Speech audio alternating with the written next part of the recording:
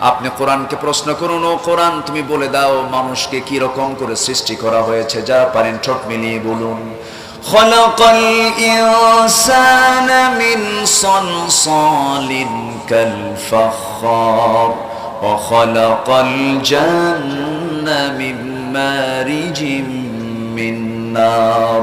ঠোঁট মিলিয়ে মিলা আওয়াজ দিয়ে বলুন, ফাবিআইয়ি আলা'i রাব্বিকুমা তুকাযযিবান। আমার ভাইয়েরা, মানুষকে কেমন করে সৃষ্টি করা হয়েছে? খুলিকা মিন মাইন দাফিকিন ইয়াখরুজু মিন বাইনিস সুলবি ওয়াত তারাইব।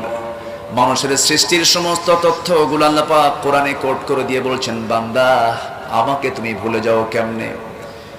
তুমি তো কিছুই ছিলে না। হাল আতা আলাল ইনসানি হিনুম মিনাদ দাহরি লাম ইয়াকুন শাইআন মাযকুরা। তোমার কোনো অস্তিত্ব ছিল না, আমি তোমাকে অস্তিত্ব দান করেছি। সবেগে নির্গত এক ফোঁটা নাপাক পানি থেকে আমি তোমাকে বানিয়েছি। অহংকার তো তোমার জন্য নয়, কারণ আমি তোমাকে খুব দুর্বল করে পয়দা করেছি। খুলিকাল ইনসানু দাঈফা। মানুষকে দুর্বল করে সৃষ্টি করেছেন কে? আস্তে বলবেন না কে? আবার সেই দুর্বল মানুষটাকে সুন্দর করে আস্তে আস্তে বড় করেছেন কে? মার পেটের মধ্যে 9 মাস রেখেছেন কে? খাওয়ার বন্দোবস্ত করেছেন কে? ডেলিভারির ব্যবস্থা আল্লাহ করে দিয়েছেন। গতবার আমি কিছু কথা বলেছিলাম, এর মধ্যে একটা বিষয় মনে আছে। এই চরাঞ্চলের মানুষগুলো দৈহিকভাবে শক্তিশালী, আলহামদুলিল্লাহ। জোরে বলি আলহামদুলিল্লাহ। এই এলাকার মা বোনদের ডেলিভারির জন্য হসপিটালে যাওয়া লাগে না। যাওয়া লাগে? যাবি বা কেমনে? যাইতে তো শেষ হয়ে যাবে। যাওয়া লাগে না, কারণ মানুষের বডিতে সবচেয়ে বড় এসেনশিয়াল খাবার হলো অক্সিজেন। ঢাকার মানুষ সবচেয়ে দূষিত অক্সিজেন গ্রহণ করে, আর এই চরাঞ্চলের মানুষগুলো যে অক্সিজেন গ্রহণ করে যার মধ্যে কোনো ভেজাল নাই। একটু আসতে বলি সুবহানাল্লাহ, আরো জোরে আলহামদুলিল্লাহ। চতুর্দিকে পানি, মাঝখানে আমি, তাই না? চতুর্দিকে পানি না, মাঝখানে আমি আছি।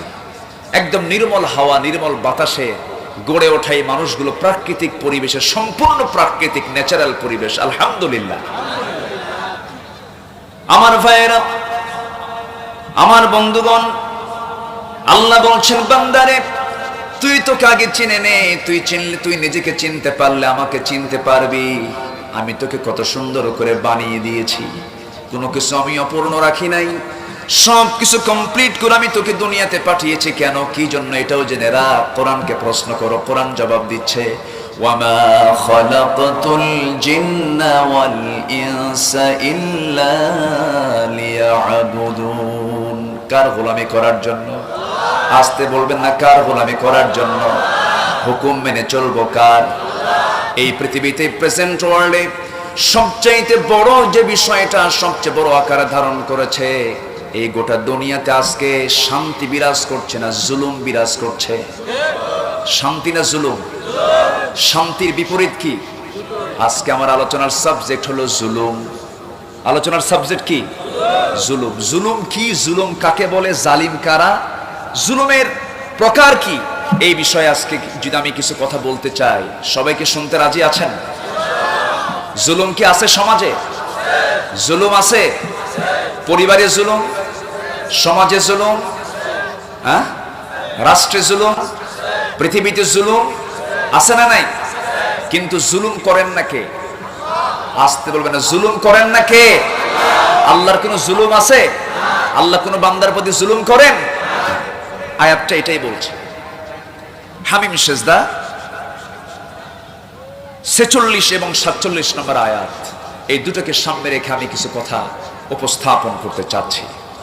আজকে কোথায় যাবেন আপনি?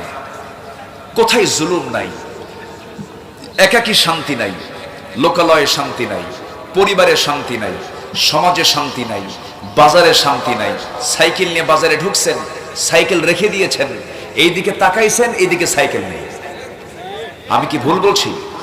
জুতা নিয়ে মসজিদে ঢুকেছেন, সেজদার দিকে নজর না জুতার দিকে নজর? বলেন, আপনারাই বলেন। সেজদার দিকে নজর না জুতার দিকে নজর? তাহলে এখানে শান্তি আছে? তাহলে এখানে জুলুম আছে না নাই? বাজারে জুলুম আছে না নাই? আচ্ছা, মাপতেছে, ফলের দোকানে ফল কিনবেন, আপনি অন্যদিকে নজর দিয়েছেন, ফল একটা কমায় দিয়েছে বিক্রেতা, আছে না নাই? আচ্ছা, প্রত্যেকটা জায়গায় একটা জুলুম আমরা লক্ষ্য করছি। জুলুম কাকে বলে? হয়তো অনেকে বলবেন জুলুম তো বুঝতেছি না। জুলুমটা হলো, টুপি কোথায় আছে? আমার টুপিটা কোথায়? চশমাটা কোথায়? ঘড়িটা কোথায়? জুতা কোথায় থাকে? জামাটা কোথায়? গায়ে। জামা গায়ে। তো টুপি যদি মাথায় না রেখে যদি টুপিটা যদি আপনি হাঁটুতে দেন, তাহলে টুপির প্রতি কি হলো? জুলুম হলো। ঘড়ি যদি হাতে না দিয়া এটাকে পায়ে দেন, তাহলে ঘড়ির প্রতি কি হলো? জুলুম হলো। এরপরে চশমা যদি চোখে না দিয়া কিছু কিছু যুবকরা আছে পিছনে দেয়, আছে না? এটা কি হলো? জুলুম হলো। এরকম করে জুতা যদি আপনি পায়ে না দিয়া সেই জুতা যদি কেউ গলায় মালা দেয়, তাহলে কি হলো? ওর উপরে কি হলো বলেন? জুলুম হলো। এটাই হলো জুলুম।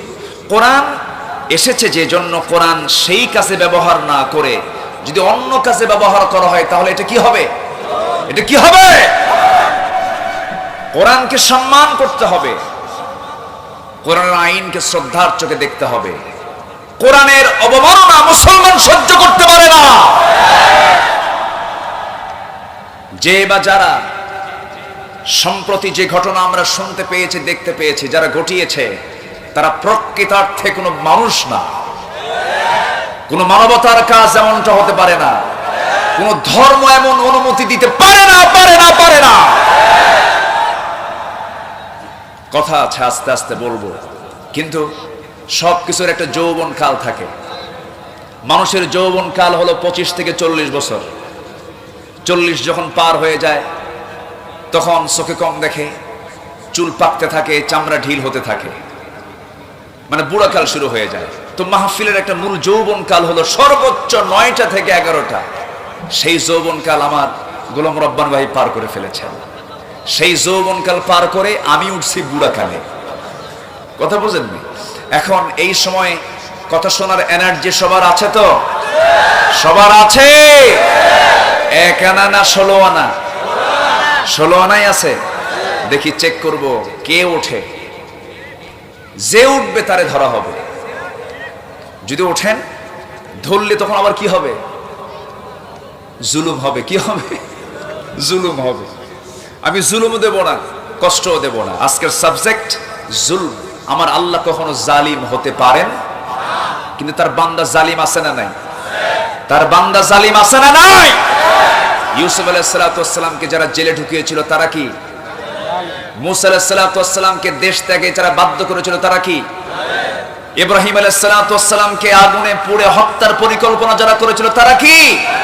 সেই নমরুদ, ফেরাউন, হামান, কারুনদের প্রেতাত্মা আজকের পৃথিবীতে আছে না নাই? আচ্ছা, এরা কি? বলেন, এরা কি? জালিম। জুলুমটা কি?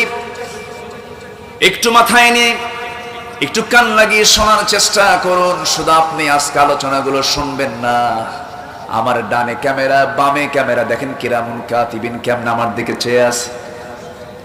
এই সমস্ত ক্যামেরাগুলো গোটা পৃথিবী সাপ্লাই দেবে। আমি কিন্তু শুধুমাত্র আপনাদেরকে লক্ষ্য করে কথা বলছি না, গোটা বিশ্ববাসী আলোচনাগুলো শুনবে, দেখবে।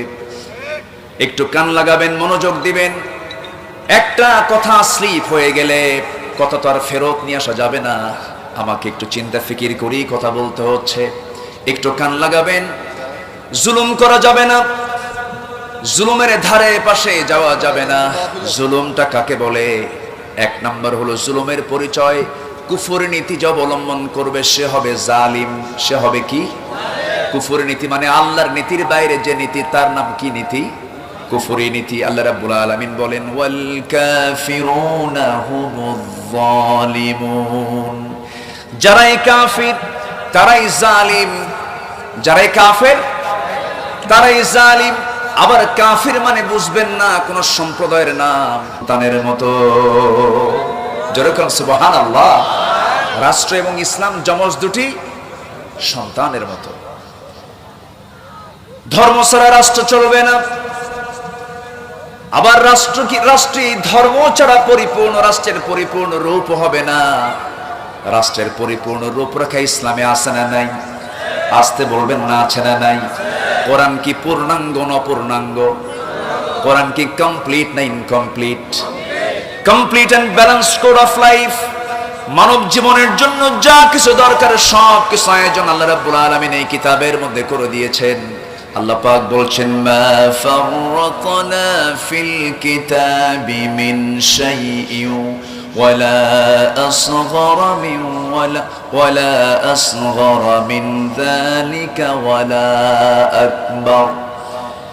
এমন কোন ছোট বিষয় নাই, এমন কোন বড় বিষয় নাই, এমন কোন ক্ষুদ্র বিষয় নাই যা বাদ পড়েছে, এমন কোন বড় বিষয় নাই যা বাদ পড়েছে। সব কিছু কোট করেছেন কে? আসতে বলবেন না কে? এর মধ্যে ব্যক্তিগত জীবন আছে না নাই? পরিবার নীতি আছে না নাই? সমাজ নীতি আছে না নাই? অর্থনীতি আছে না নাই? রাজনীতি মনে হয় বাদ পড়ছে। রাজনীতি আছে না নাই? আসতে বলবেন না, আছে না নাই? যারা বলবে ইসলামে রাজনীতি নাই, ওটাই হচ্ছে টক্কা কাফের।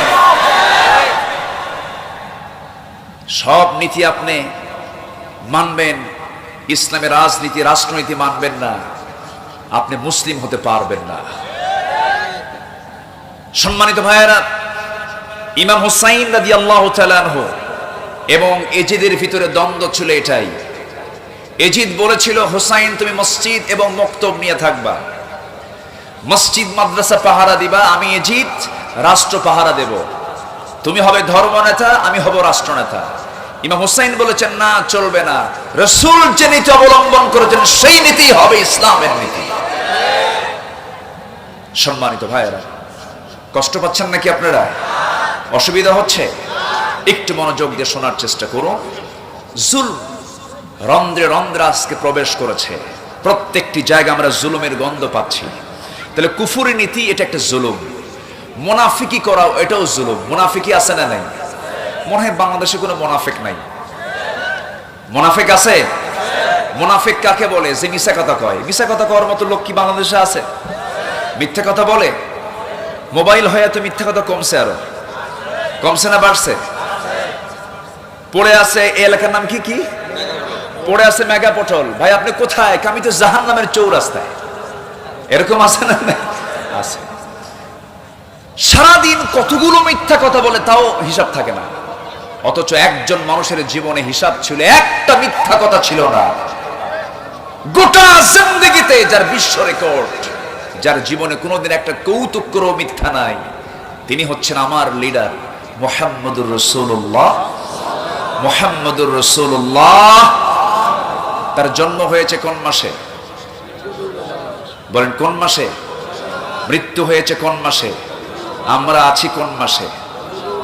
এলোকে কবর ধারে, এলোকে কবর ধারে, আধার চিড়ে চিনিস না কি রে, ওকে ও মা আমেনার কোল জোড়ে চাঁদ জানিস না কি রে।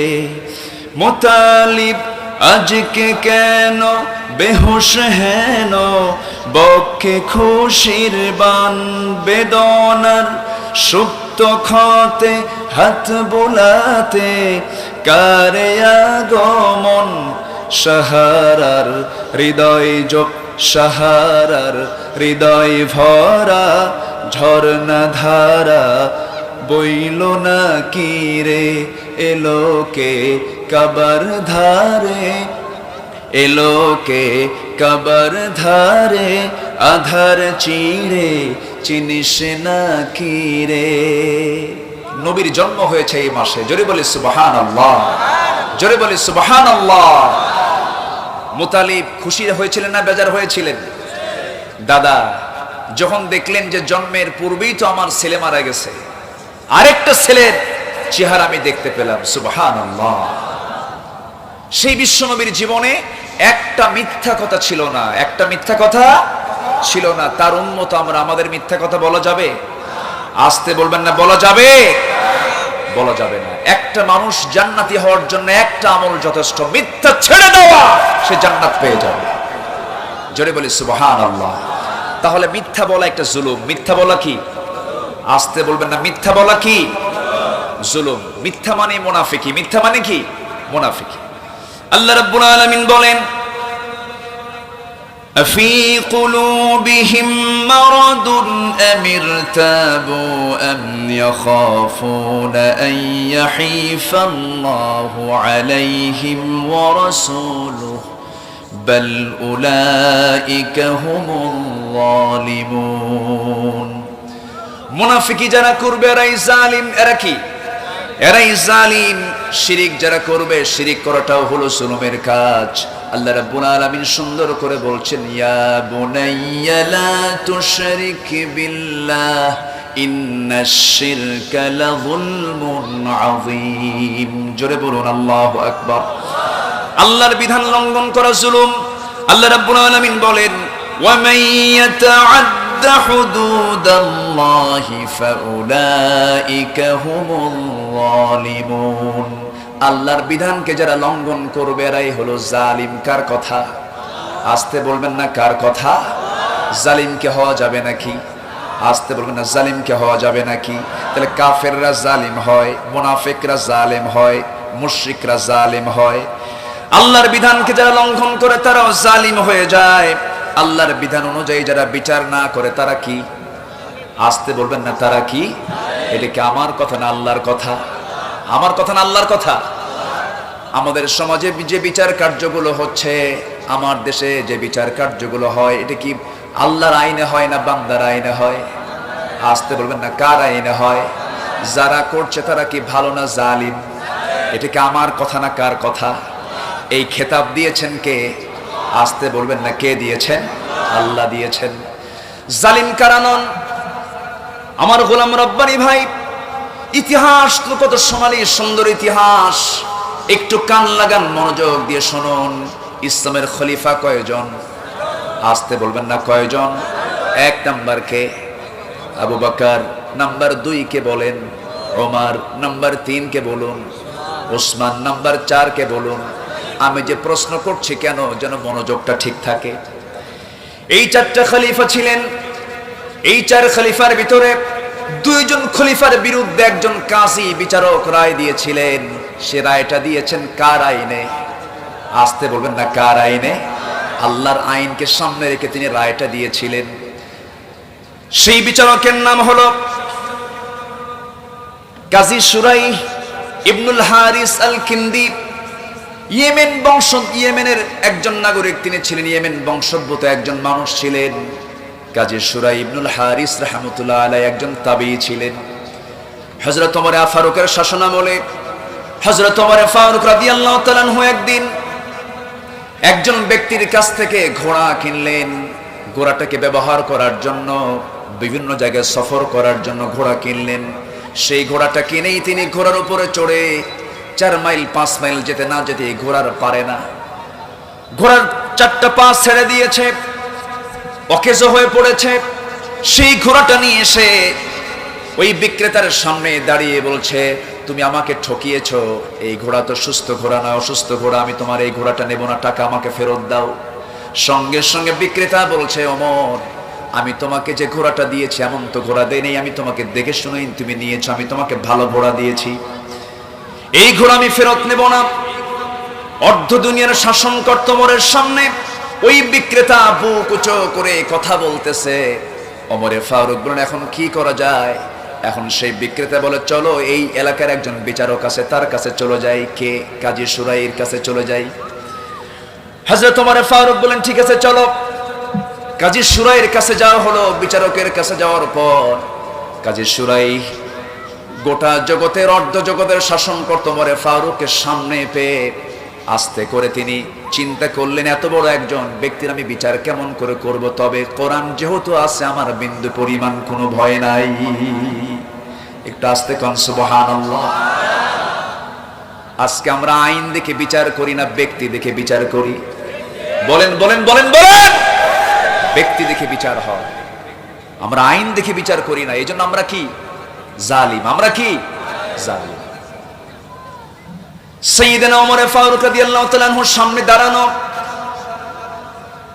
ঘোড়া বিক্রেতার সামনে দাঁড়ানো। কাজী শুরাই বলছেন, আমিরুল মুমিনিন, আপনি আমারও আমির, খলিফাতুল মুসলিমিন। আমি দুজনের মুখ থেকে যে কথাগুলো শুনতে পেলাম, আমার কাছে মনে হচ্ছে, আমিরুল মুমিনিন, আমি আপনাকে একটা প্রশ্ন করতে চাই। কি প্রশ্ন?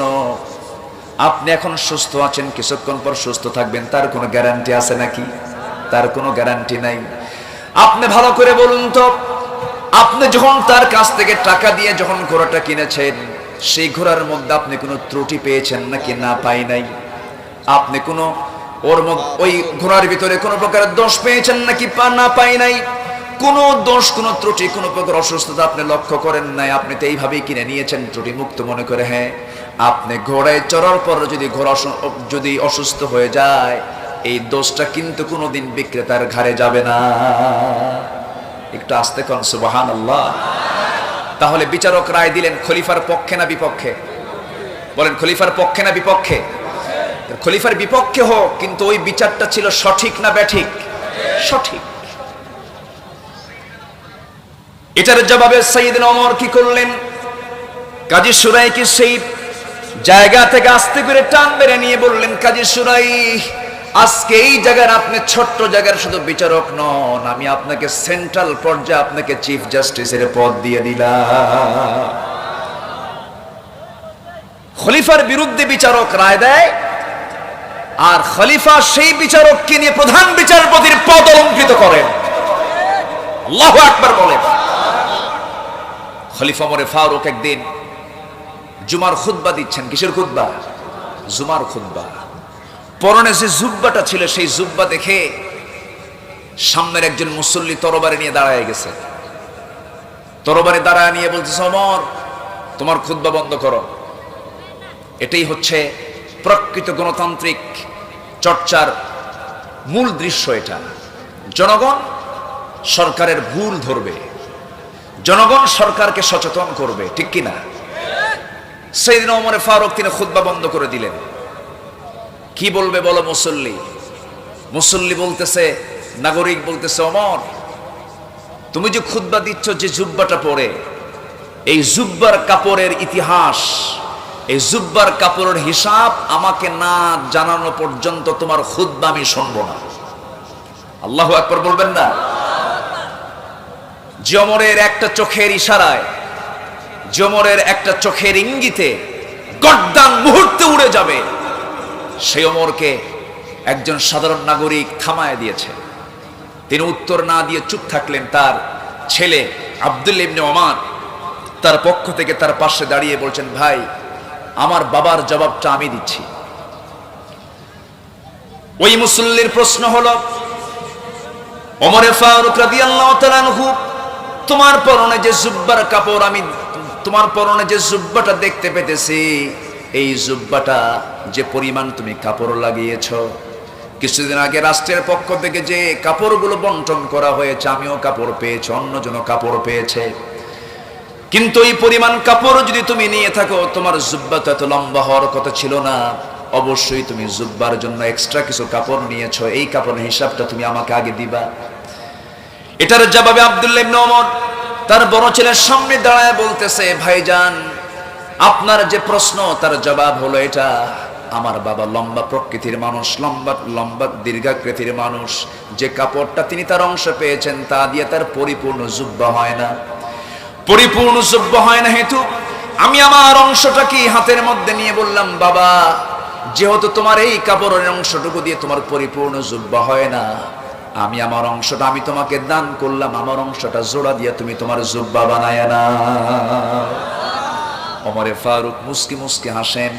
ওই প্রশ্নকারী মুসল্লি মাথা নিচু করে চোখের পানি মুছতে মুছতে আস্তে করে নিচে বসে যাচ্ছে। ওমর ফারুক বলছেন, ও প্রশ্নকারী মুসল্লি, সামনে দাঁড়াও। তিনি দাঁড়ালেন। দাঁড়ানোর সঙ্গে সঙ্গে বলছেন, শোনো, এমনটা যদি হতো, আমার ক্ষমতার দাপট দেখায়া, আমার ক্ষমতার পাওয়ার দেখায়া, আমি যদি অন্যজনের চাইতে একটু কিছু বেশি কাপড় নিয়ে যদি জুব্বা বানাতাম, তাহলে তুমি কি করতা? সঙ্গে সঙ্গে তরবারিটা খাপ মুক্ত করে, কোষ মুক্ত করে, উঁচু করে ধরে বলছো, ওমর, এই তরবারে দিয়ে তোমার গর্দানটা আমি উড়াইয়া দিতাম। ওমরে ফারুক আল্লাহু আকবার বলে বলছে, আল্লাহ আমি অত্যন্ত খুশি হয়েছি, আমার ব্যাপারে আমার জনগণ এতটুকু সচেতন, জোরে কোন সুবহানাল্লাহ। তাহলে সেই সমাজে জুলুম ছিল না শান্তি ছিল? জুলুম না শান্তি? আর আজকের পৃথিবী জুলুম না শান্তি? জুলুম। বাড়িতে লেগেছে আগুন, নেভানোর জন্য কি দরকার? আসতে বলবেন না, কি দরকার? বাড়িওয়ালা চিৎকার করে ডাকে আর বলে, কার কাছে, যার কাছে যা কিছু আছে তা নিয়ে আমারে বাঁচাও, আমার বাড়িতে লেগেছে আগুন। ওই বাড়ির ধার দিয়ে একটা রাস্তা চলে গেছে, একজন 1 ড্রাম ভর্তি ডিজেল নিয়ে যায়, আর যখন শুনছে যা কাছে যা কিছু আছে তা নিয়ে আমারে বাঁচাও, 1 ড্রাম ডিজেল ভর্তি, 1 ড্রাম ডিজেল দিছে আগুনের মধ্যে, বিসমিল্লাহ বলে ঢেলে। আগুন কমবে না বাড়বে? আসতে বলবেন, আগুন কমবে না বাড়বে? বেড়ে যাবে। আরেকজন যাচ্ছিল ভ্যান ভর্তি লাকড়ি খড়ি নিয়ে, যখন শুনছে যার কাছে যা কিছু আছে তা নিয়ে আমারে বাঁচাও, ভ্যান ভর্তি লাকড়ি খড়ি দিয়েছে ঢেলে, কমবে না বাড়বে? বেড়ে যাবে। আরেকজন যাচ্ছিল এইরকম করে 1 ড্রাম কেরোসিন তেল নিয়ে আসছেও, বিসমিল্লাহ বলে ঢেলে দিয়েছে, বিসমিল্লাহ 1000 বার বলে তেল, ডিজেল, অকটেন আর লাকড়ি খড়ি দিয়ে যেমন আগুন নিভবে না, কিয়ামত পর্যন্ত মানুষের তৈরি করা আইন দিয়ে সমাজের শান্তি প্রতিষ্ঠার জন্য হাজারো চেষ্টা করলেও সমাজের আগুন কখনো বন্ধ করা যাবে না। জোরে বলেন ঠিক কিনা? তাহলে এই জুলুম বন্ধ করার জন্য দরকার কার বিধান? আসতে বলবেন না, কার বিধান? আল্লাহর বিধান। সূর্য চলে কার বিধানে? চন্দ্র চলে কার বিধানে? সমুদ্রের পানি চলে কার বিধানে? অক্সিজেন চলে কার বিধানে? চোখটা চলে কার নিয়মে? হাতটা চলে কার নিয়মে? লাঞ্চটা চলে কার নিয়মে? বলেন কার নিয়মে? আমার রক্তনালী রক্ত পাঞ্চ করছে কার নিয়মে? কিডনি চালান কে? কিডনির ভিতরে মেশিন দিয়েছেন কে? কিডনির ওজন কয় কেজি? 200 গ্রাম। বলেন কয়শো গ্রাম? কিডনির ওজন 200 গ্রাম। কিডনি অকেজো, ডায়ালিসিস আছে না নাই? ডায়ালিসিস করতে মেশিন, যে মেশিন ইউজ হয় সেই মেশিনটার ওজন হচ্ছে 100 কেজি। 100 কেজি মেশিন আল্লাহ তাআলা কত আধুনিক করে আমাকে বানিয়েছেন। বর্তমান প্রেজেন্ট ওয়ার্ল্ডে ডায়ালিসিস মেশিনের ওজন হলো 100 কেজি, আর আল্লাহ তাআলা সেই ডায়ালিসিস করার জন্য আমার ভিতরে যে কিডনি দিয়েছেন দুটা, 200-400 গ্রামের মধ্যে তা সম্পূর্ণ করে দিয়েছেন। একটু আস্তে করুন সুবহানাল্লাহ, আরো জোরে বলুন সুবহানাল্লাহ।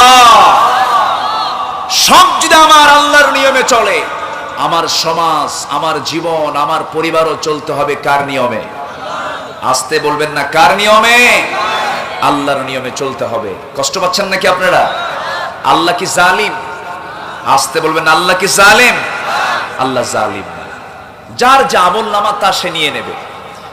আল্লাহ রাব্বুল আলামিন বলেন, মান আমিলা সালিহান ফালিনাফসিহি ওয়া মান আসাআ ফাআলাইহা ওয়া মা রাব্বুকা বিযাল্লামিল লিল আবিদ। জোরে বলুন আল্লাহু আকবার। যে ব্যক্তি ভালো কাজ করবে সেটা তার নিজের জন্য, তার প্রাপ্তি সে পেয়ে যাবে। ভালো কাজের জন্য জান্নাত আছে না নাই? আসতে বলবেন না, আছে না নাই? আর যে ব্যক্তি খারাপ কাজ করবে সেটা তার উপরেই বর্তাবে। তার খারাপের কাজের অপরাধের দায় অন্য কেউ নেবে না।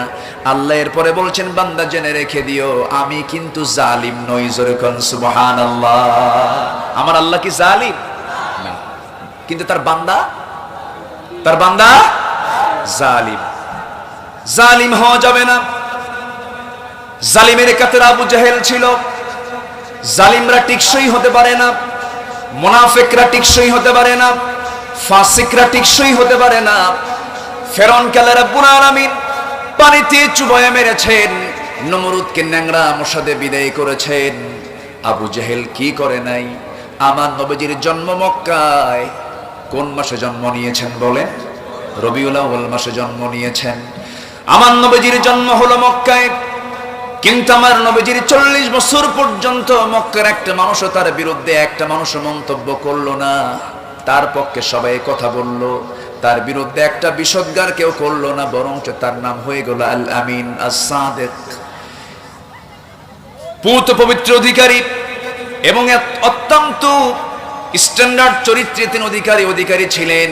চরিত্রে তিনি আধার ছিলেন, সবাই তাকে ভালোবাসতো। কিন্তু আমার নবীজি যখন বলে ফেললেন আল্লাহ ছাড়া কোনো ইলাহা নাই, আমি আল্লাহর রাসূল, এই কথা শোনার সঙ্গে সঙ্গে সবাই কি খুশি হয়েছে নাকি? আসতে বলবেন না, সবাই কি খুশি হয়েছে নাকি? আমার নবীজি নবুয়তের আগ পর্যন্ত সবার কাছে তিনি ভালো ছিলেন। নবুয়ত যখন পেয়ে গেলেন, কালিমার দাওয়াত যখন দিলেন, সবাইকে যখন বললেন লা ইলাহা ইল্লাল্লাহু মুহাম্মাদুর রাসূলুল্লাহ, এই কালিমা বলার সঙ্গে সঙ্গে একটা পক্ষ তাকে ভালো বলল, আরেকটা পক্ষ তাকে মন্দ বলল। এখনো বলার লোক আছে না নাই? আসতে বলবেন না, আছে না নাই? সমাজে কিছু লোক আছে ইসলাম চায়, কিছু লোক আছে ইসলামকে মহব্বত করে, কিছু লোক আছে ইসলামকে ঘৃণা করে, আছে না নাই? দাড়ি টুপি দেখলেই মেজাজ খারাপ হয়, এরকম কিছু আছে না নাই? দাড়ি টুপির সাথে যে তার কি জাড়ি, যে মুসলমানের পরিচয় দেয়, অথচ দাড়ি টুপি দেখলে যার গা জ্বালা পড়া করে, ওর রক্তের ভিতরে আবু জাহেলের রক্ত লুকানো আছে। তুমি কি বুঝো না? দাড়িওয়ালা ছিলেন মুহাম্মদ সাল্লাল্লাহু, টুপিওয়ালা ছিলেন মুহাম্মদ সাল্লাল্লাহু আলাইহি ওয়াসাল্লাম। সম্মানিত ভাইয়েরা, আমার নবীজি তেমনি একটা গ্রুপের কাছে তিনি কালো হয়ে গেলেন, আর সেই গ্রুপের লিডার হলো আবু জাহেল। আবু জাহেলের সবাই নাম শুনছেন তো?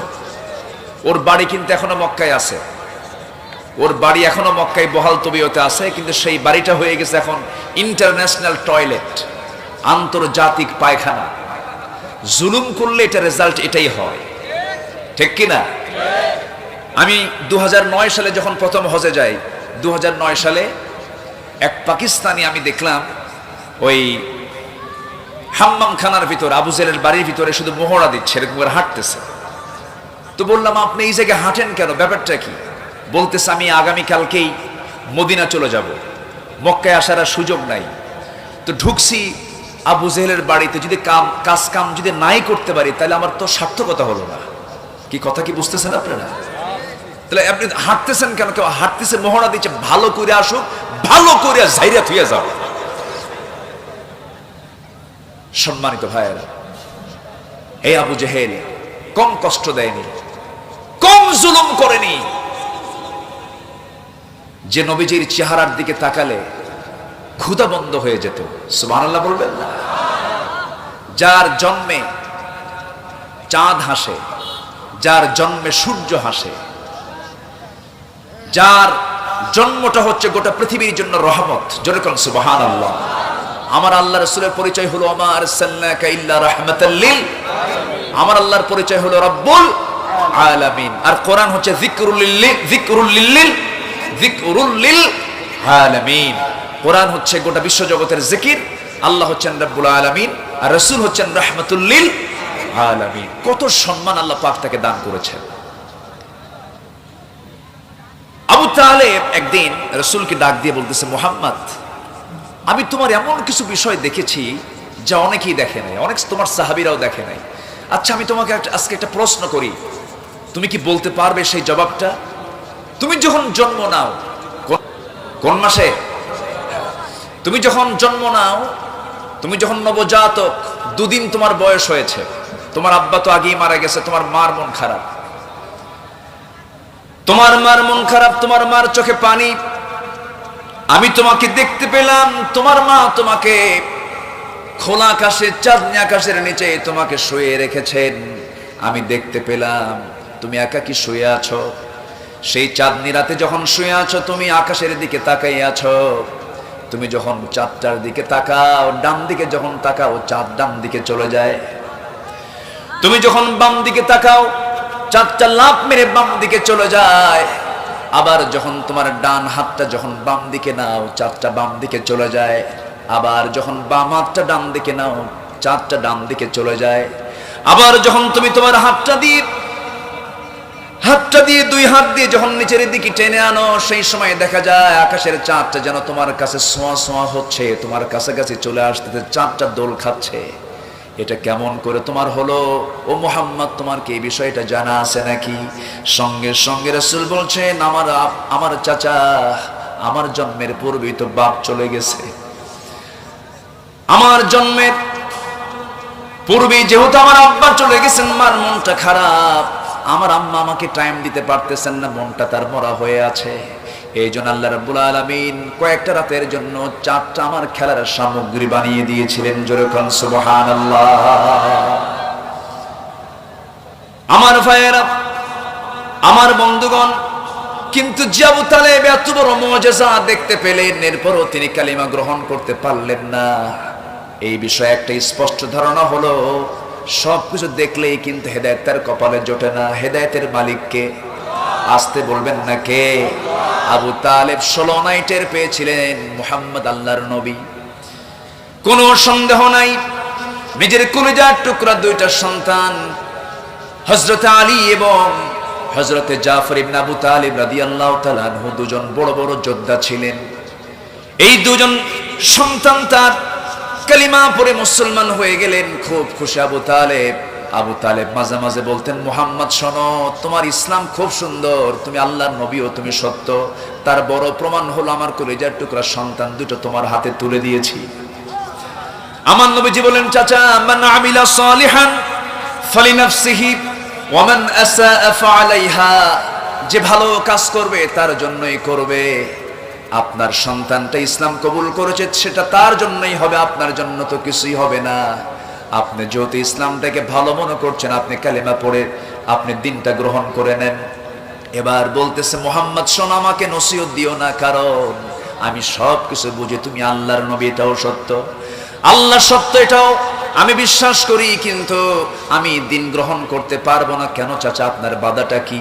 এবার বলতেছে, শোনো মুহাম্মদ, 1 নম্বর বাধা হলো, বাপদাদার ধর্মে আমি চুনকারি মারতে পারবো না, বাপদাদার ধর্ম আমি ছাড়তে পারবো না। এরকম ধরনের লোক এখনো বুঝি সমাজে আছে না নাই? আসতে বলবেন না, আছে না নাই? আমার বাবাও চোর, আমিও চোর, আছে না নাই? আমার বাপ এটা ভুল করেছে, ঠিক আছে, আমার বাবার এই ঐতিহ্য আমি ছাড়তে পারবো না। ইসলাম গ্রহণের সবচেয়ে বড় বাধা হলো পারিবারিক বাধা। পূর্বপুরুষদের অজুহাত তুলে এই সমস্ত কথাগুলো বলা যাবে, এটার কোনো সুযোগ ইসলামে নাই। আমার বাপ ভুল করতে পারে, সে তার ভুল নিয়ে কবরে চলে যাবে, কিন্তু বাবার ভুলে আমার ভুল করা যাবে না। এটা হচ্ছে ইসলামের সবচেয়ে একটা বড় বাধা। আবু তালিব জীবনের শেষ সময়ে যখন চলে এলো, রাসূল কখনো তাকে জোরপূর্বক কালিমার দাওয়াত দেন নাই, কারণ জোরপূর্বক কেউ মুসলমান হতে পারবে না, ইসলাম গ্রহণ করবে সে তার ইচ্ছায়। বাংলার জমিনেও বহু মাহফিলগুলোতে আপনারা লক্ষ্য করেছেন, গত জুমার আগের জুম্মা আমার মসজিদে এসে একজন হিন্দু ভাই বলেন, হুজুর 10টা বছর ধরে কোরআন রিসার্চ করি, পড়াশোনা করি, আমি মাস্টার্স কমপ্লিট করেছি, আপনার আলোচনাগুলো শুনি, বড় বড় আলোচকদের আলোচনাগুলো শুনি, শুনে শুনে আমি বুঝতে পেরেছি ইসলামটা সঠিক ধর্ম, আপনি আমাকে কালিমা পড়ায় দেন। আমার সামনে হাতটা নিয়ে এসে কালিমা পড়ে তিনি মুসলমান হয়ে গেলেন। কিন্তু যদি কেউ এটা মনে করে হুজুর মনে হয় জোরপূর্বক থেকে কালিমা পড়ায় ফেলেছে, ইসলাম এটা পছন্দ করে না, কারণ লা ইকরাহা ফিদ্দিন, লাকুম দীনুকুম ওয়ালিয়া দিন, তোমার দিন তোমার কাছে, আমার দিন আমার কাছে। তোমার দুর্গা পূজা নিয়ে তুমি থাকো, আমার মসজিদ মাদ্রাসা নিয়ে আমি থাকি, ঠিক কিনা? তোমার দুর্গা পূজায় তোমার মন্দিরে কেউ আঘাত আনবে না কোনো মুসলমান, বরং নিরাপত্তা দেবে। আবার মসজিদগুলোকে কেউ হামলা করবে না, এটাও নিরাপত্তা দিতে হবে। আমার ভাইয়েরা, কিন্তু একটা অপচক্রান্তকারী কুচক্রী মহল আমার দেশের হাজার বছরের এই ভ্রাতৃত্বের বন্ধনকে, সম্প্রীতির বন্ধনকে, সাম্প্রদায়িকতার ধোঁয়া তুলে অসাম্প্রদায়িক শক্তিগুলো এসে এই সমস্ত বিষয়গুলোকে ধ্বংস করার জন্য চেষ্টা চালাচ্ছে, আছে না নাই? আসতে বলবেন না, আছে না নাই? আছে না নাই? এরা চায় একটা অস্থিতিশীল পরিবেশ সৃষ্টি হয়ে যাক। না, আমার নবীজি তার আপন চাচা আবু তালেব একজন কাফের, তার একজন কাফের চাচার সাথে তিনি তার সারা জীবন তিনি পার করেছেন। আল্লাহু আকবার বলেন। মক্কায় থাকাকালীন আবু তালেবের ঘরে আমার রাসূল ছিলেন। একজন কাফেরের সঙ্গে নবীর যদি বসবাস হতে পারে, আমার দেশে 1000 বছর হিন্দু মুসলমান একত্রে বসবাস করছে, এই সম্পর্ক যারা নষ্ট করতে চায় তারা ইসলামের শত্রু। আসতে বলবেন না, জোরে বলুন ঠিক কিনা। তারা ইসলামের শত্রু, তারা ইসলামের দুশমন। কিন্তু একটা বিষয়ে না বললেই নয়, কিছু কিছু ভাই আছে দুর্গা পূজার নালিকেরের নাড়ু না খেলে পেটের ভাত হজম হয় না। মনে হয় এলাকায় নাই, বুয়াপুরে আছে, বুয়াপুরে আছে না নাই? আছে। যদি আমরা মোটামুটি ভাবে যদি চেক দেই, চেক আপ করা হয়, পূজার দিনে হিন্দু ভাইরা বেশি না মুসলমানরা বেশি? ভালো করে বলেন। মুসলমান বেশি। আচ্ছা, আমরা যদি একটু চেক আপ করি, ঈদের মাঠে একটা হিন্দু ভাই কি খুঁজে পাওয়া যাবে? আচ্ছা, মসজিদে একটা হিন্দু ভাই কি খুঁজে পাওয়া যাবে? না। জানাজার নামাজে, জানাজা হচ্ছে, একটা হিন্দু ভাই কি খুঁজে পাওয়া যাবে? তাহলে জানাজা একটা হিন্দু ভাই আসলেন না, ঈদের নামাজে একটা হিন্দু ভাই আসলেন না, জুমার নামাজে একটা হিন্দু ভাই খুঁজে পাওয়া গেল না। আর পূজার মণ্ডপে মুসলমান বেশি খুঁজে পাওয়া যায় না কম খুঁজে পাওয়া যায়? বেশি খুঁজে পাওয়া যায়। যে মুসলমানের পূজার মণ্ডপে গিয়ে তৃপ্তির ঢেকুর আনেন, ভাবতে হবে ওর দিলের মধ্যে আল্লাহর নামটা নাই, ঠিক কিনা? এর মানে আমি অন্য ধর্মকে কটাক্ষ করছি না, আবার ভুল বুঝবেন না। এখানে মিডিয়া এসেছেন, যেহেতু এটি স্পর্শকাতর কথা, এটা চেপেই কথা বলতে হয়, ভুল বুঝবেন না, কথাগুলোকে কাটাকাটি করবেন না। তাদের ধর্ম তারা পালন করবে স্বাধীনভাবে, আমাদের ধর্মীয় আচরণগুলো আমরা পালন করব স্বাধীনভাবে। কেউ কাউকে কটাক্ষ করে কোনো কথা বলতে পারবেন না। এবং একজন মুসলমান অন্য ধর্মের কোনো ধর্মীয় আচরণের কোনো প্রশংসাও করতে পারবেন না। এটা হচ্ছে ইসলামের কথা, এটা হচ্ছে ঈমানের কথা, এটা হচ্ছে তাওহীদের কথা। হুকুমগুলো কার? আসতে বলবেন না, কার? আমার নবীজি সারা জীবন কাফেরের সঙ্গে সারা জীবন অবস্থান করেছেন। আবু তালিব যতদিন পর্যন্ত বেঁচে ছিলেন একসঙ্গে ছিলেন। বললেন, চাচা মারাই যখন যাচ্ছেন, একটা বার আমি আপনাকে আজকে একটু জোর করব, একটু কি কালিমা পড়া যায় না? আমার নবীজি হাতটা গুটায় নিলেন। আবু তালেব দুনিয়া থেকে বিদায় নিল। আবু তালেবের ইন্তেকালের 3 দিন যেতে না যেতেই আম্মাজান খাদিজা বলছেন, ইয়া রাসূলুল্লাহি, আমার শরীরটাও ভালো যাচ্ছে না, আমি মনে হয় দুনিয়া থেকে বিদায় নেব। যদি কোনো বেয়াদবি হয়ে যায় আপনি আমাকে দয়া করে মাফ করে দিয়েন। আমার নবীজি বলছেন, ও খাদিজা, আমার চাচাও চলে গেল, তুমি আবার কি বলো? আম্মাজান খাদিজা রাদিয়াল্লাহু তাআলা আনহা রাসূলকে ডাক দিয়ে বলছেন, ইয়া রাসূলুল্লাহি, দাম্পত্যময় জীবন চালাতে গিয়ে আপনার সঙ্গে বহু প্রকার বেয়াদবি হয়েছে, আপনি আমাকে দয়া করে মাফ করে দিয়েন। আমার নবীজির জীবন থেকে 2 জন মানুষের যখন বিদায় হয়ে গেল, আম্মাজান খাদিজা দুনিয়া থেকে বিদায় নিলেন। বিদায় নেওয়ার আগে আবু তালেব দুনিয়া থেকে বিদায় নিলেন। আমুল হুজুন, চিন্তার বছর, সেই বছরকে বলা হলো। আমার নবীজির ঘুম হয় না, রাতের বেলা ঘুমাতে যান, হাতটা গায়ে দেন, খাদিজা নাই। দিনের বেলা চাচার দিকে তাকান, আবু তালেব দুনিয়াতে বেঁচে নাই। নবীজির নিঃসঙ্গ জীবন ভালো লাগে না, ফাতিমার দিকে তাকায় তাকায় কাঁদেন আর খাদিজার স্মৃতিচারণগুলো করেন। মাঝে মাঝে ফাতিমা রাদিয়াল্লাহু তাআলা রাসূলকে সান্ত্বনা দিয়ে বলছেন, আমার আব্বা জান, আমি তো আপনার সাথে আছি। আমার নবীজির কান্না থামে না, আমার নবীজির কষ্ট থামে না। এমন সময় আল্লাহ রাব্বুল আলামিন একটা মেরাজের বন্দোবস্ত করলেন। মেরাজ সম্পন্ন করে আসলেন। মেরাজ সম্পন্ন করে আসার পর আমার নবীজি মেরাজের কথা বলতে নিয়েই কিছু সংখ্যক মুসলমান তারা ইসলাম থেকে বের হয়ে গেল, কিছু সংখ্যক মুসলমান দিন থেকে তারা বিচ্যুত হয়ে গেল। কিন্তু আমার নবীজির সবচেয়ে কাছের মানুষ সাইয়েদনা আবু বকরকে লক্ষ্য করে বলছেন, আবু বকর, গত রাত্রে আমি মেরাজ করেছি। আবু তালেব দুনিয়া থেকে বিদায় নিয়েছেন, আমার চাচা খাদিজা দুনিয়া থেকে বিদায় নিয়েছে, আল্লাহ পাক আমাকে মেরাজ উপহার দিয়েছেন। আমি 5 ওয়াক্ত নামাজ নিয়ে আল্লাহর জান্নাত জাহান্নাম আল্লাহর সঙ্গে সাক্ষাৎ করে আমি তোমার সামনে হাজির হয়েছি। আবু বকর, তোমার কি বিশ্বাস হয় নাকি? সাইয়েদনা আবু বকর বলছেন, ইয়া রাসূলুল্লাহ, আপনি আমাকে এমন করে প্রশ্ন করছেন কেন? সাদ্দাকতা ইয়া রাসূলুল্লাহ, আল্লাহর কসম, আপনি সত্য কথা বলেছেন, মেরাজ করেছেন। জোরে বলুন সুবহানাল্লাহ।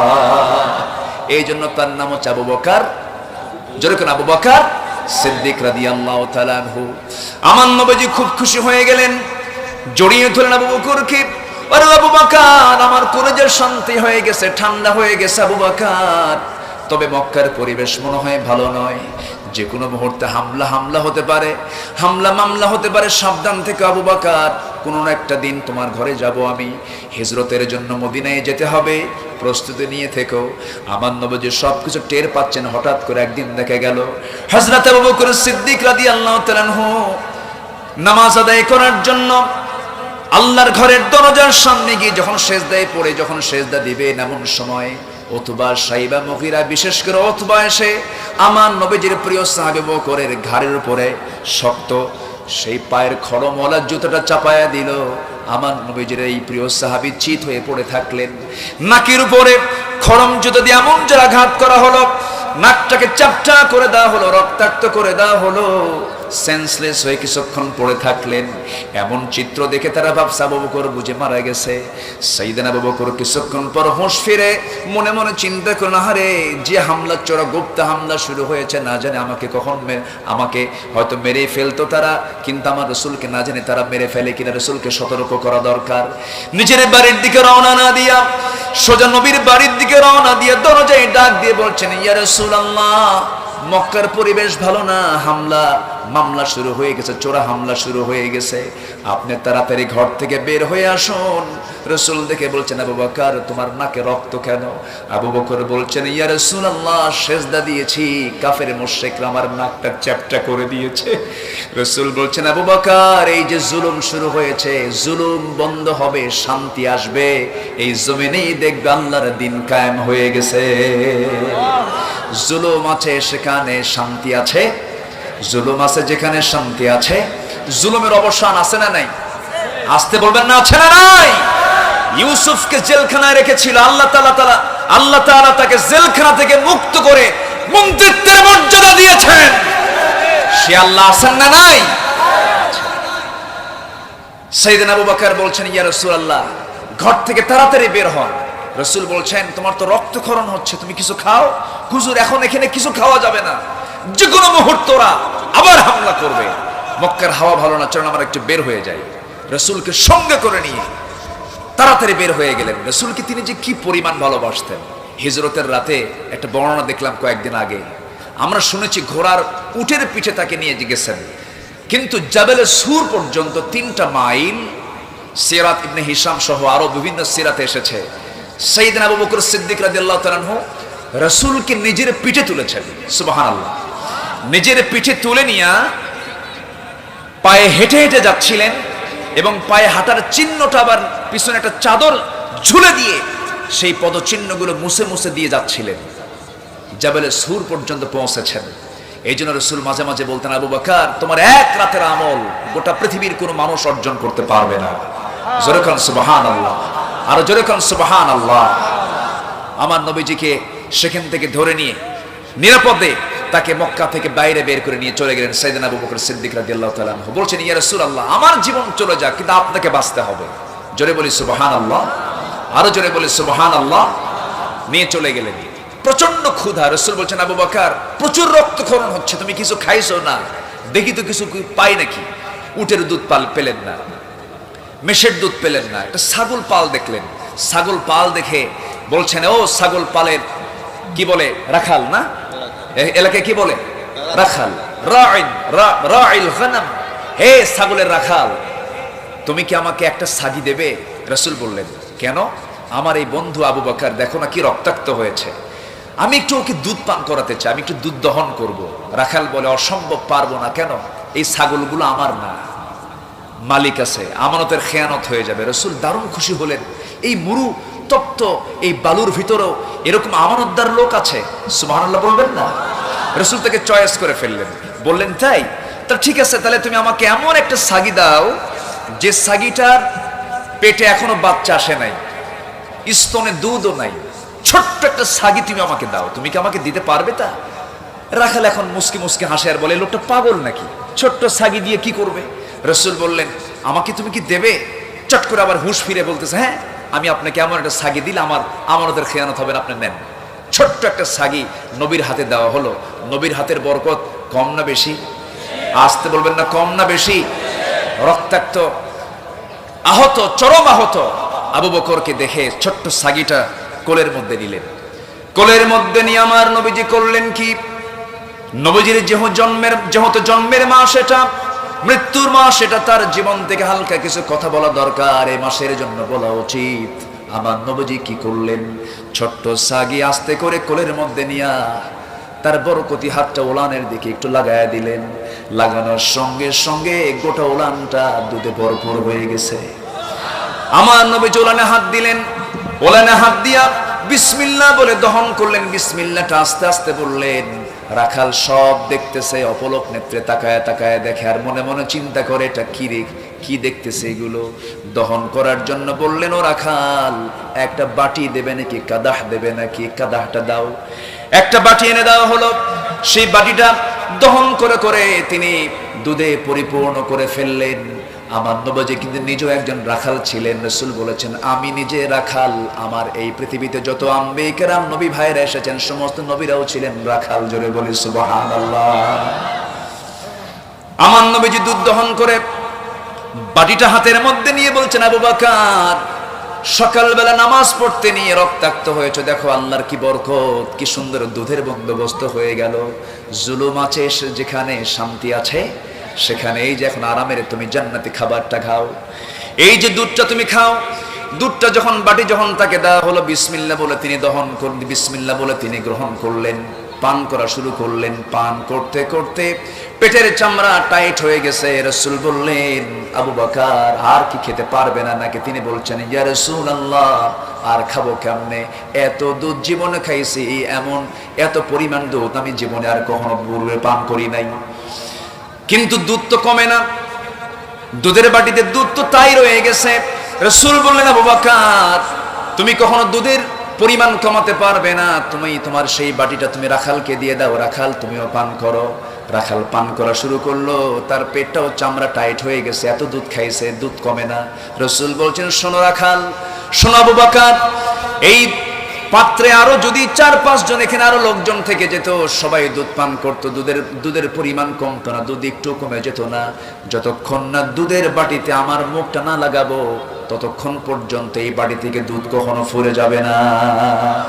একটু আসতে বলেন সুবহানাল্লাহ। মুআজিজা আছে না নাই? মুআজিজা আছে না নাই বলেন? মুআজিজা মিথ্যা না সত্য? রাসূলদেরকে দিয়ে মুআজিজা প্রকাশ করিয়েছেন কে? এটা কি নবীর ক্ষমতা না আল্লাহর ক্ষমতা? বলেন, এটা কি নবীর ক্ষমতা না আল্লাহর ক্ষমতা? আল্লাহর ক্ষমতা। আমার নবীজি দুধ পান করলেন, দুধ পান করে দুধের বাটিটা পরিপূর্ণ, দুধের বাটি থেকে দুধ সম্পূর্ণ নিঃশেষ হয়ে গেল। পাত্রটা রেখে দিয়ে বলছেন, রাখাল তুমি থাকো, আমরা এখন মদিনা মক্কার দিকে চলে যাচ্ছি। মক্কার আবহাওয়া এখন ভালো হয়ে গেছে, মনে হয় সন্ধ্যা হয়ে গেছে। আবু বকর চলো আমরা চলে যাই। কিন্তু রাখালের চক্ষুটা অশ্রুপূর্ণ হয়ে গেল। রাখাল কাঁদতে কাঁদতে বলতেছে, আপনারা আমার সঙ্গে যে সঙ্গটা দিলেন দারুণ ভালো লেগেছে আমার, আমি আপনাদের সঙ্গে যেতে চাই। রাসূল বলেন, আমাদের সঙ্গে যদি তুমিও চলে যাও এই ছাগলগুলোর দায়িত্ব তোমার, আমানতের তো খেয়ানত হয়ে যাবে। রাখাল বলে, হ্যাঁ তাই তো, খেয়ানত হয়ে যাবে, আমি ভুলেই গেছিলাম। কিন্তু একটা বিষয় বলতে চাই, আপনি কি আমাকে একটা আমল শেখাবেন নাকি? কি আমল? আপনি যখন দুধ দহন করলেন, দুধ দহনের পূর্বে আপনি কি যেন মনে মনে বললেন, এই দোয়াটা আপনি আমারে শিখায় দিবেন। রাসূল মুস্কি হাসি মেরে বলছেন, রাখাল রে, এই দোয়া দিয়ে তুমি কি করবা? এই দোয়াটা আমিও কিছু এই দোয়ার আমল করব। কি আমল করবা? ওই দোয়াগুলো পড়ে পড়ে আমিও দুধ দহন করব, দুধ খাবো, আমলটা আমারে শিখায় দেন। রাসূল বললেন, শোনো, ওই দোয়াটা তোমাকে শিখায় দিলে তা দিয়ে কোনো কাজ হবে না, বরঞ্চ ওই দোয়া শিখতে হলে তোমাকে একটা কালিমার অমিয় শুধু তোমাকে পান করতে হবে। তুমি কে রাজি আছো নাকি? সঙ্গে সঙ্গে রাখাল বলতেছে, মক্কার মাটিতে আব্দুল্লাহর পুত্র মুহাম্মদ নামে একজন আল্লাহর পয়গম্বর আছে, নাম শুনেছি, ইতিহাস শুনেছি, আমার তো সন্দেহ হয় সেই লোকটা আপনি নাকি? রাসূল মুস্কি হাসি মেরে বলছে, ও রাখাল রে, তোমার বুঝতে এতক্ষণ দেরি হয়েছে, আমি সত্যি সে আল্লাহর পয়গম্বর মুহাম্মদ সাল্লাল্লাহু আলাইহি ওয়াসাল্লাম। এই কথা শোনার সঙ্গে সঙ্গে রাখালের বুঝতে দেরি হলো না।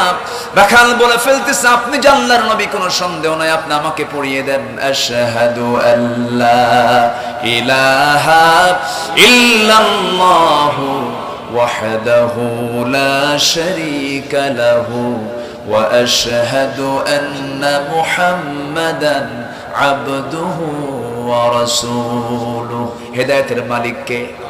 আসতে বলবেন, হেদায়েতের মালিকটা কে? হেদায়েতটা দেন কে? জীবনে একদিন রাসূলকে দেখলেন, ওই রাখাল কালেমা পড়ে মুসলমান হলেন। আর আবু তালেব সারা জীবন রাসূলকে দেখলেন কিন্তু কালেমা পড়তে পারলেন না। হেদায়েতটা কার হাতে? আল্লাহর হাতে।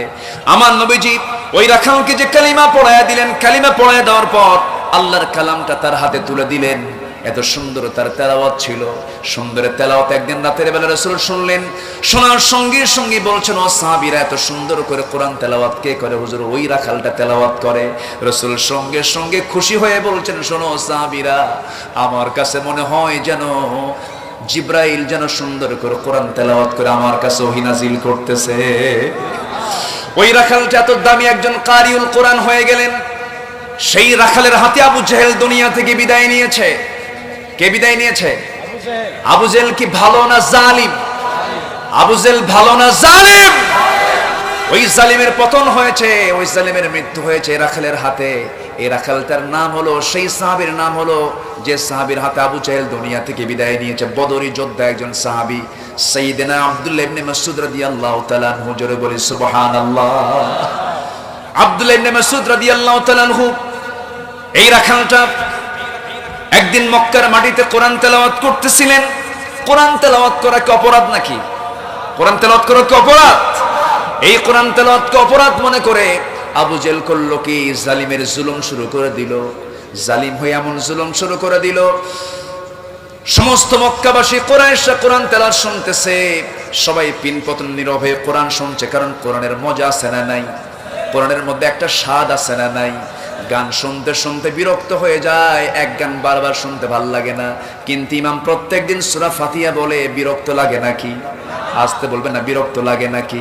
বরঞ্চ যদি কোনো ইমাম সূরা ফাতিহাটাকে বাদ দিয়ে যদি ইখলাস দিয়ে হঠাৎ করে একদিন ভুল করে শুরু করে, কোনো মুসল্লি মানবে নাকি?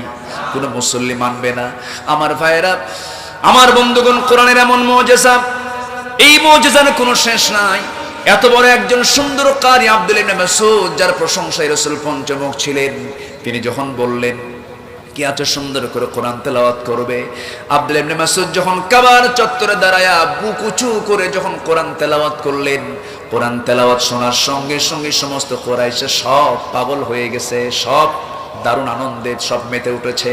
কিন্তু আবু জেহেল মনে মনে চিন্তা করে, গোটা রাত তো আমি দাঁড়ায়া দাঁড়ায়া মুহাম্মদের তেলাওয়াত শুনি, এরকম করে যদি তেলাওয়াতের প্রচলন গোটা মক্কা যদি চালু হয়ে যায়, আমি আবু জেহেল, আমার নেতৃত্ব চলে যাবে। ঠিক তেমনি আজকের সমাজেও একটা সমাজের একটা অংশের বড় ভয়, প্রত্যেকটি জায়গায় যদি কোরআনের আলোচনা যদি সব জায়গায় যদি ছড়িয়ে পড়ে, কোরআনের হক কথা যদি জাতি জানতে পারে, আমাদেরকে জুতা পেটা করবে, ঠিক কিনা? এই জন্য ওদের ভয় আবু জেহেলের মতো, যে না জানে এই জাতি যদি কোরআন জানে তাহলে আমাদের তো চুরি, ডাকাতি, জুলুম সব স্পষ্ট হয়ে যাবে, আমাদের আর মাতব্বরি থাকবে না, আমাদের পতন হয়ে যাবে। অতএব যারাই কোরআনের আলোচনা চায় না, তারাই হচ্ছে আবু জেহেলদের প্রেতাত্মা। আমার কাছে তিনটা জিনিস চাইলাম, তুমি আমাকে দুটো দিয়েছো কিন্তু একটা তুমি দাও নাই। উনি আফসোস করতেন মাঝে মাঝে, আমি আল্লাহর কাছে তিনটা জিনিস চেয়েছি, দুটো পাইছে, আল্লাহ দিছে, কিন্তু একটা আমারে দেয় নাই।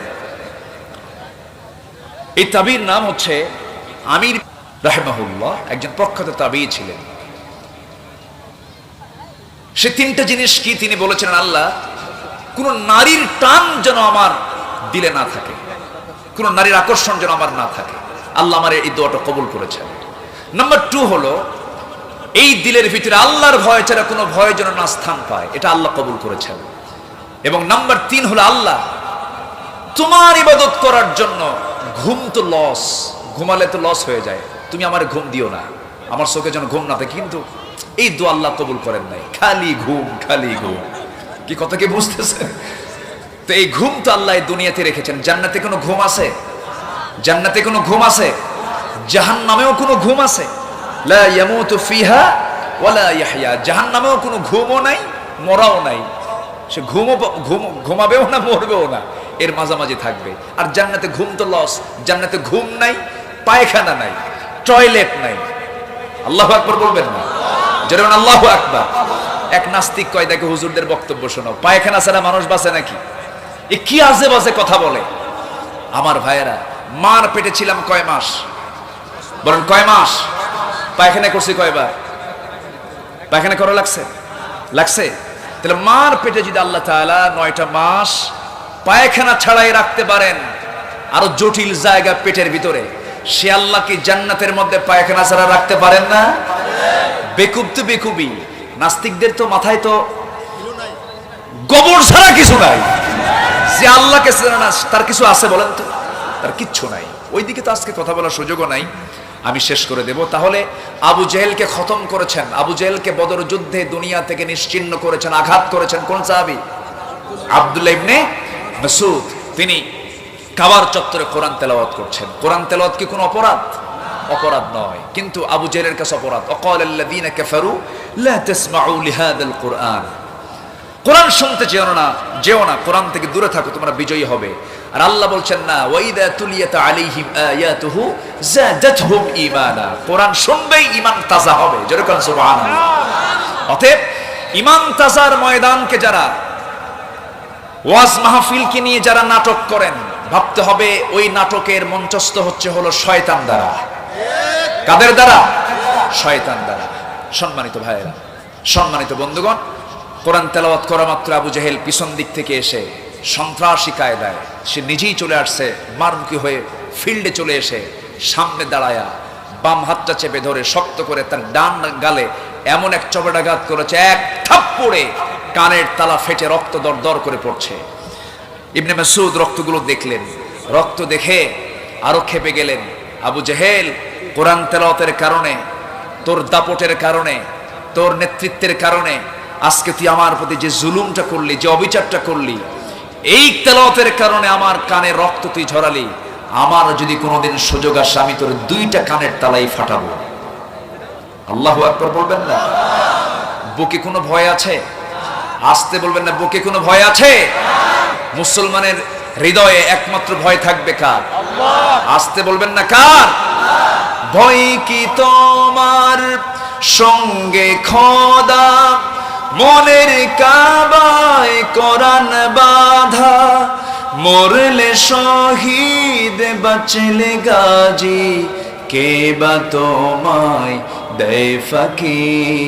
চলো চলো চলো মুজাহিদ, পথে যে এখনো বাকি, ভোলো ভোলো ব্যথা ভোলো, মুছে ফেলো ও আখি। চলো চলো চলো মুজাহিদ। আল্লাহ কবুল করুন। জোরে বলি আমিন, আরো জোরে আমিন। এরপরে কি হলো? এরপরে আবু জেহেল এই কথা শোনা মাত্রই বলতেছে, একজন রাখাল আমাকে এমন করে কথা বললো, এত দাপট। এই কথা শুনে আবু জেহেল মানে হতাশ হয়ে গেল, ই আমাকে এরকম করে কথা বললো। আস্তে করে সেখান থেকে চলে এসে নবীর সামনে দাঁড়ালেন।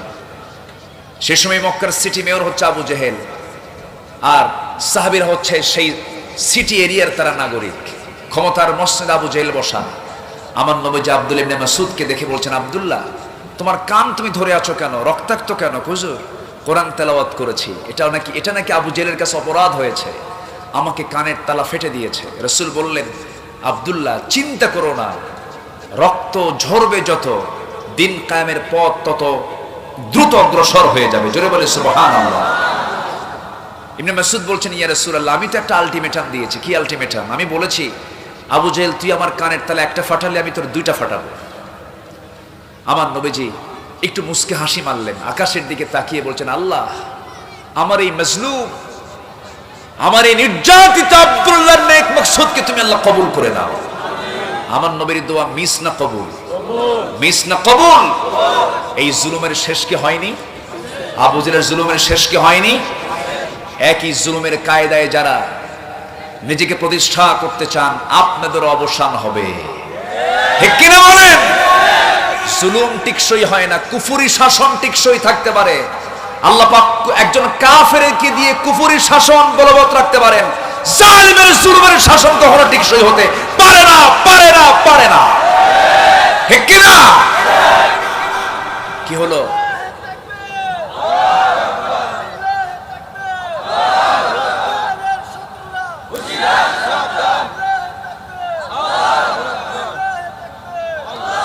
অনেকে আছে এই জাতীয় স্লোগানও সহ্য করতে পারে না, আছে না নাই? নেতার নাম নিয়ে স্লোগান হয়, আছে না নাই? তারা রাজপথ কাঁপাবে, তাদের স্লোগান সম্পূর্ণ জায়েজ আছে, কিন্তু কোরআনের স্লোগান দিলেই ওদের গায়ে জ্বালা পোড়া করে, এরকম আছে না নাই? আচ্ছা, আমাদের নামাজে স্লোগান নাই? যখন নামাজে দাঁড়াই তখন কি বলি? রুকুতে গেলে কি বলি? সেজদায় গেলে কি বলি? জানাজায় তাকবীর আছে না নাই? প্রথম তাকবীর কি? দ্বিতীয় তাকবীর কি? তৃতীয় তাকবীর কি? চতুর্থ তাকবীর কি? শিশু জন্ম নিলে তাকবীর কি? আরো জোরে বলেন। জন্মে আল্লাহু আকবার, নামাজে আল্লাহু আকবার, জানাজায় আল্লাহু আকবার।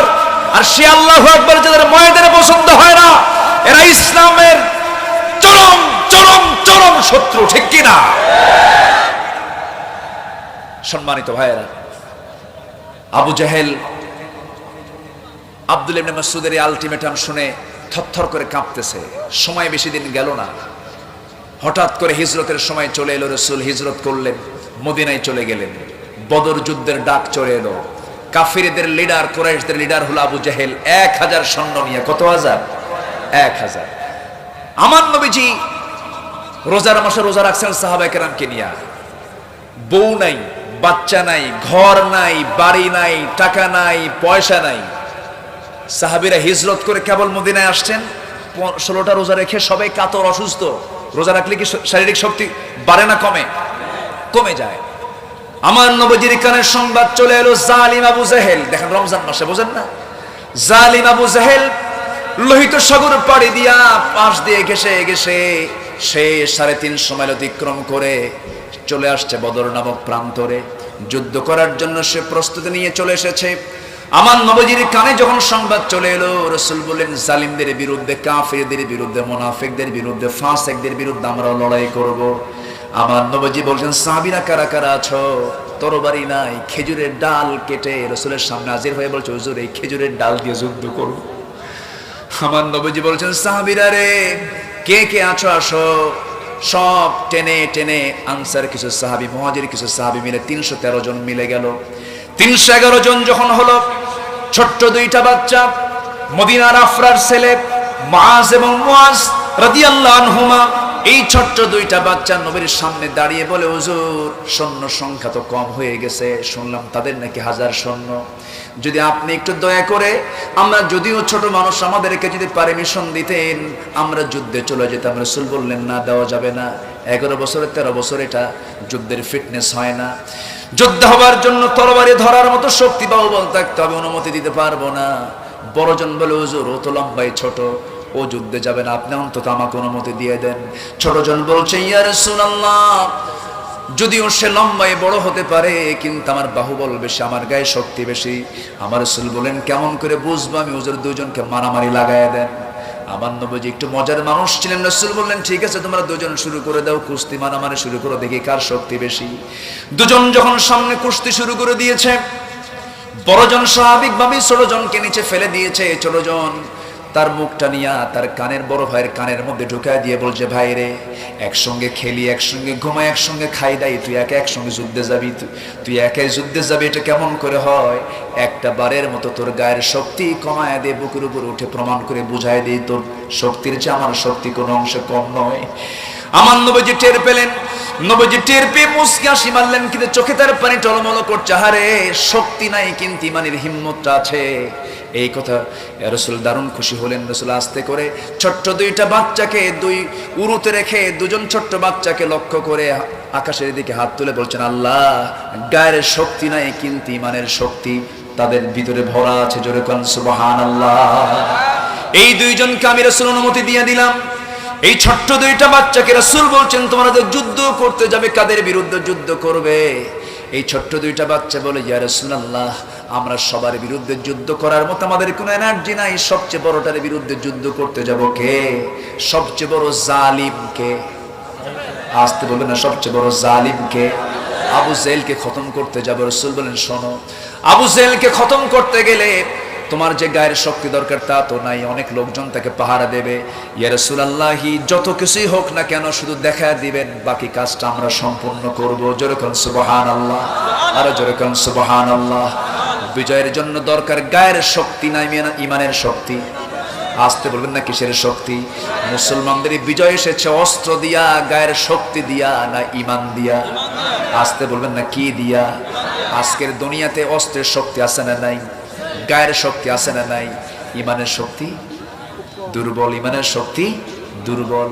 যদি ইমানের শক্তি যদি দুর্বল না হয়, সবল হতো, গোটা পৃথিবীর কোনো তাগুত আমাদের সঙ্গে পারতো না রে ভাই, ঠিক কি না?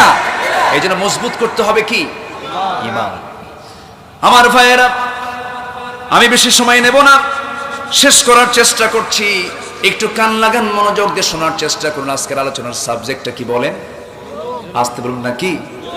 আর জুলুমের গডফাদার কে? আবু জেহেল। জুলুমের গডফাদার কে? আবু জেহেল। সে আবু জেহেল যুদ্ধের ময়দানে হাজির হয়ে গেছে। অথবা সাইবা, মুগিরা, ওয়ালিদ, বড় বড় 8টা 9টা কাফের সব হাজির হয়ে গেছে। আমার নবীর ব্যাপারে একজন কাফের আবু জেহেলকে লক্ষ্য করে বলতেছে, ও আবু জেহেল শোনো, এই যে 3.5 সময় অতিক্রম করে আমরা বদর নামক প্রান্তর পর্যন্ত আসলাম, এত কষ্ট করে যার বিরুদ্ধে যুদ্ধ করতে আসছি, আবু জেহেল সত্যি করে বলো তো মুহাম্মদ লোকটা কেমন? এবার আবু জেহেল বলতেছে মুসকি হাসি মেরে, ও কাফেরের দলের লোকের, আমার বন্ধু বান্ধবরা, তোমরা আমাকে যে প্রশ্ন করতেছো, আমরা যার বিরুদ্ধে যুদ্ধ করতে আসছি, সত্য কথা যদি বলতে চাও, সত্য কথা যদি শুনতে চাও, সত্য কথা যদি আমার মুখ থেকে তোমরা যদি শুনতেই চাও, আমি বলছি, আকাশকে সাক্ষী রেখে বলছি, এই আসমানের নিচে জমিনের উপরে আমার চোখে দেখা মুহাম্মদের চাইতে ভালো মানুষ আর জমিনে দ্বিতীয়টা নাই। কে কয়? কে বলতেছে? জালেম। কে বলতেছে? জালেম। জালেমরা জানে কারা ভালো মানুষ, ঠিক কি না? জালেমরা যে জুলুম করে, ওরা জানে যে আমরা ভালো মানুষের উপরে জুলুম করতেছি, এটা জানে ওরা। এবার উতবা, সাইবা, মুগিরা বলতেছে, আবু জেহেল তাহলে এত ভালো মানুষ, মুহাম্মদের বিরুদ্ধে আমরা যুদ্ধ কেন করতে আসলাম? আবু জেহেল বলতেছে, যুদ্ধ করতে আসার মূল কারণ হলো আমি আমার চেয়ার ছাড়বো না। কি কথা কি বোঝা গেল? আমি আমার ক্ষমতা ছাড়বো না, আমার নেতৃত্ব আমি ছাড়তে পারবো না, আমার কর্তৃত্ব আমি ছাড়তে পারবো না, আমাদের কুরাইশদের দাপট আমরা ছাড়তে পারবো না। এরপরে যুদ্ধ যখন শুরু হয়ে যাবে, 313 জন সাহাবী নিয়ে আমার নবী বদর প্রান্তরে হাজির হয়ে গেলেন। প্রচন্ড গরম আবহাওয়া, প্রচন্ড গরম লু হাওয়া, ওই মক্কা মদিনার হাওয়াটা মারাত্মক হাওয়া। সেই আবহাওয়ার ভিতরে সাহাবায়ে কেরাম ঘর্মাক্ত শরীর নিয়ে রাসূলকে লক্ষ্য করে বলছেন, ইয়া রাসূলুল্লাহ, যুদ্ধ করতে আসলাম রমজান মাসে, আমরা কি রোজাটা রাখবো নাকি? রাসূল বললেন, না, রোজা রাখার প্রয়োজন নেই, রোজা তোমরা ভেঙে ফেলে দাও, কারণ আজকের এই দিনে রোজা আগে না জিহাদ আগে? আসতে বলেন, রোজা আগে না জিহাদ আগে? ফাইদাতুম মিন আইয়ামিন উখর, পরবর্তীতে তোমরা মুসাফির হালত অথবা অসুস্থতার হালত যখন তোমরা মুক্ত হয়ে যাবে, পরবর্তীতে তোমরা বাকি রোজাগুলো রাখতে পারবে, সংখ্যাটা পূরণ করতে পারবে, রোজা তোমরা ভেঙে ফেলে দাও। সাহাবীরা রোজা ভেঙে ফেলে দিলেন, কিন্তু গরম কমে না। সাহাবীরা বলছেন, ইয়া রাসূলুল্লাহ, আমরা যে স্থানে দাঁড়ানো আছি বালুর পাহাড়, বালুর পাহাড়ে আমাদের হাঁটু পর্যন্ত পা গুলো গেড়ে যাচ্ছে। যারা বদর প্রান্তরে যারা সফর করেছেন, আমি নিজের চোখে দেখেছি, সেই জায়গায় শুধু বালুর পাহাড়, সেই বালুগুলো বিশাল পাহাড় হয়ে আছে। যখন একটা বাতাস হয়, ঝড় হয়, ধুলা বালি ছাড়া কোনো কিছুই দেখা যায় না। ধুলার ঝড় কিন্তু মারাত্মক ঝড়। আমার নবীজি যখন শুনতে পেলেন সাহাবীরা দোয়া চাচ্ছেন, আমার নবীজির সঙ্গে সঙ্গে আসমানের দিকে তাকায় বলছেন, আল্লাহ, আমরা তোমার পক্ষে যুদ্ধ করতে এসেছি, পা গুলো হাঁটু পর্যন্ত গেড়ে যাচ্ছে বালুতে, তুমি আল্লাহ মেহেরবানি করে বরকতের রহমতের বৃষ্টি দিয়ে দাও। বৃষ্টি নাজিল হলো, আকাশে ঘন মেঘ জমা হলো। বৃষ্টি যখন শুরু হয়ে গেল, বালু মাটিতে বৃষ্টি পড়লে পরে সেই জায়গাটা শক্ত হয় না নরম হয়? আসতে বলুন, শক্ত হয় না নরম হয়? আবার ওইদিকে আবু জেহেলরা যেই জায়গায় দাঁড়ানো ছিল সেই জায়গাটা ছিল আঠাল মাটির জায়গা, আঠাল মাটিতে বৃষ্টির পানি পড়লে মনে হয় আরো শক্ত হয়, পিচ্ছিল হয়ে গেল। তাদের জন্য এটা ডিসফেভার হলো, মুসলমানদের জন্য এটা ফেভারিট হয়ে গেল।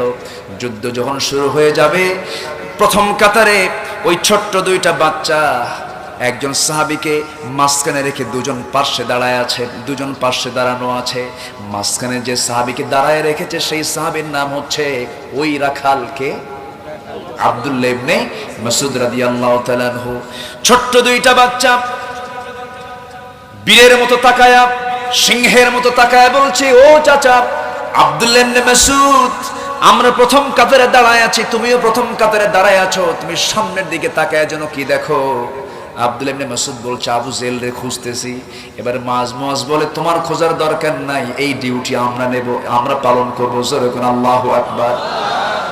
আবু জেল খোঁজে হলো, আবু জেলকে খুঁজতেছে আব্দুল্লাহ ইবনে মাসউদ, কিন্তু ওই ছোট্ট দুইটা বাচ্চারও চিন্তা হলো আমরা আবু জেলকে খুঁজে বের করব। এবারে বলতেছে, আবু জেলটা কই? ওই যে ঘোড়ার পিঠে বসে আছে, চতুর্দিকে লোকজন পাহারা দিচ্ছে, ওটা হচ্ছে কাফেরদের নেতা আবু জেহেল, জালিমদের নেতা আবু জেহেল, জালিমদের গডফাদার আবু জেহেল।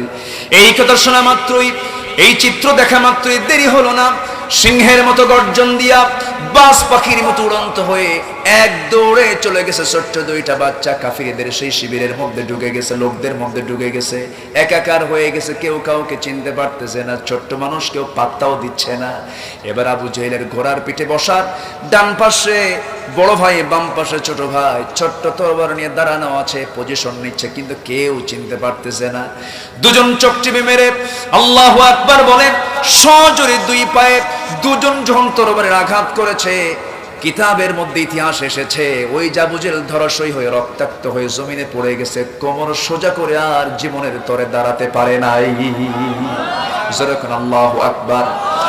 জালিমের অবসান আছে না নাই? আসতে বলবেন না, আছে না নাই?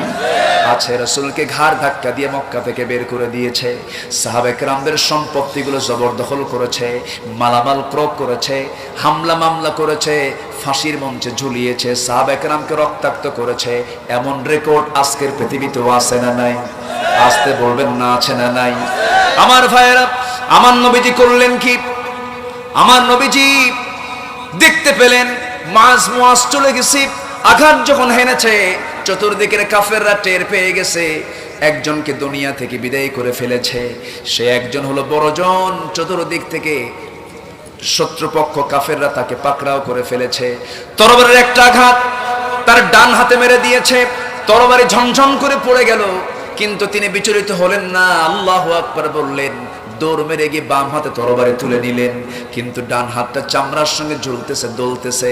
যুদ্ধ করবেন, কিন্তু ডান হাতটা এসে বাম হাতে ধাক্কা খায়, যুদ্ধ করতে ডিস্টার্ব হয় মনে করে ডান হাতটা বাম পায়ের নিচে রেখে এমন জোরে টান মারলেন, হাতটা ছিটকে পড়ে গেল। বাম হাতে তরবারি তুলে নিয়ে যুদ্ধ আবার শুরু করে দিলেন। পিছন দিক থেকে একজন কাফের এসে বাম হাতে যখন আঘাত করলো, তরবারি পড়ে গেল। ইতিমের মতো সামনে দাঁড়ায় আছেন, একজন কাফের এসে তরবারির আঘাত দিল গর্দান বরাবর, গর্দান ছিটকে পড়ে গেল, সেটটা পড়ে গেল।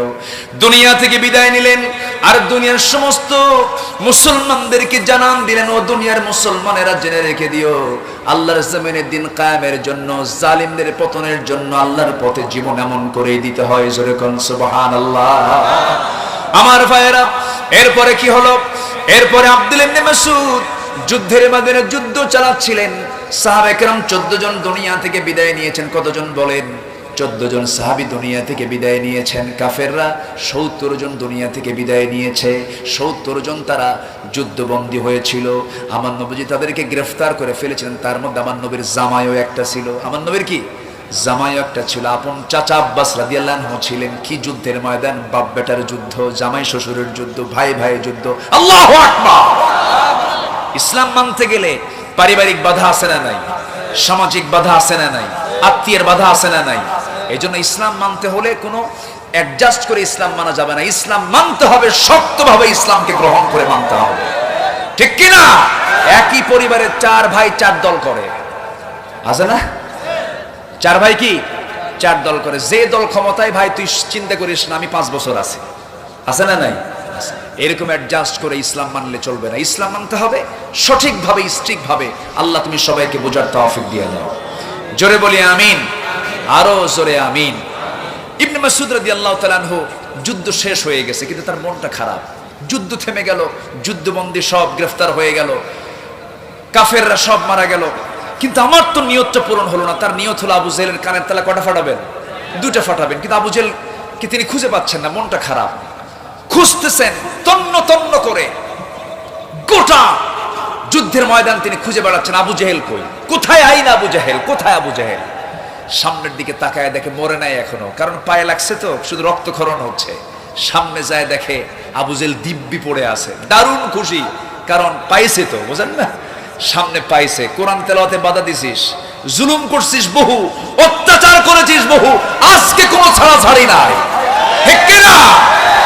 সামনে পেয়ে গেছেন। সামনে পাওয়ার পর প্রশ্ন করছেন ইবনে মাসউদ, আবু জেহেল আমাকে চেনা যায়? হ্যাঁ চিনি। কে? ওই যে মদিনার সুন্দর কোরআন তেলাওয়াত করেনেওয়ালা যুবক, আমি তোমাকে মেরেছিলাম, আমি তোমাকে চিনতে পেরেছি, তুমি আমাকে মারবে? অবশ্যই। ঠিক আছে, আমি আমার তরবারি দিলাম, তুই আমার তরবারি দিয়ে আমারে মার। চিন্তা করছেন আপনি? না, অসম্ভব। তোর তরবারি হলো জালিমের তরবারি, আমার তরবারি হচ্ছে আল্লাহর পক্ষের তরবারি। আল্লাহু আকবার বলেন। সঙ্গে সঙ্গে তরবারি হাতের মধ্যে নিয়ে তিনি তার কানের মধ্যে ঢুকায় দিলেন, মস্তকটা বিচ্ছিন্ন করলেন। আল্লাহু আকবার বলেন। ইতিহাস, এটা ইতিহাস। এরপরে খণ্ডিত মস্তকটা হাতের মধ্যে নিয়ে নবীর সামনে হাজির হয়ে বলছেন, ইয়া রাসূলুল্লাহ, এই যে আবু জেহেলের মস্তক সামনে হাজির করেছি। রাসূল বললেন, প্রত্যেক উম্মতের জন্য একটা ফেরাউন থাকে, একটা জালিম থাকে, আমার উম্মতের ফেরাউন জালিম হলো আবু জেহেল। আল্লাহু আকবার বলেন। সম্মানিত ভাইয়েরা, অনেক কথা ছিল, কথার চিত্র পাল্টে গেছে, রাত অনেক গভীর হয়ে গেছে। তো আমি পারিভাষিকভাবে যে জুলুমের যে আরো কিছু ব্যাখ্যা, জুলুমের পরিচয়, জালিম কারা কারা হতে পারে, জালিমদের পরিণতি কি, এই বিষয় নিয়ে আমি আজকে অতটুকু কথা বলতে পারলাম না যতটুকু আমি ইরাদা করেছিলাম। তবে যতটুকু বলেছি বলি আলহামদুলিল্লাহ, জোরে বলি আলহামদুলিল্লাহ। সবার বাড়িতে মা বোন আছে না নাই? আছে মা বোন? মা বোনরা কি নামাজ কালাম পড়ে, পর্দায় থাকে? হ্যাঁ, পর্দায় থাকে। ইসলামে মা বোনদের অবদান আছে না নাই? আসতে বলবেন না, আছে না নাই? মা বোনদের জন্য 4টা নারীর দৃষ্টান্ত আছে। কয়টা নারীর? বলেন কয়টা? আরো জোরে বলেন, আরো জোরে। আসিয়াকে চেনেন? আসিয়ার নাম শুনেছেন? বাড়ি কোথায়? মেগাপটল? হ্যাঁ, কোথায় বাড়ি? আচ্ছা, ফেরাউনের বাড়ি যেখানে, আসের বাড়িও সেখানে। এখনো ফেরাউন আছে না নাই? আসতে কোন কেন? ফেরাউন এখনো আছে না নাই? কথা বলা যায় না? কথা বলা যায় তো, কথা বলা যায়, কিন্তু ওর এক পক্ষপাতমূলক। শুধু আপনি যে কথা বলবেন, এই ফেরাউন, কি কথা বোঝেন নাই?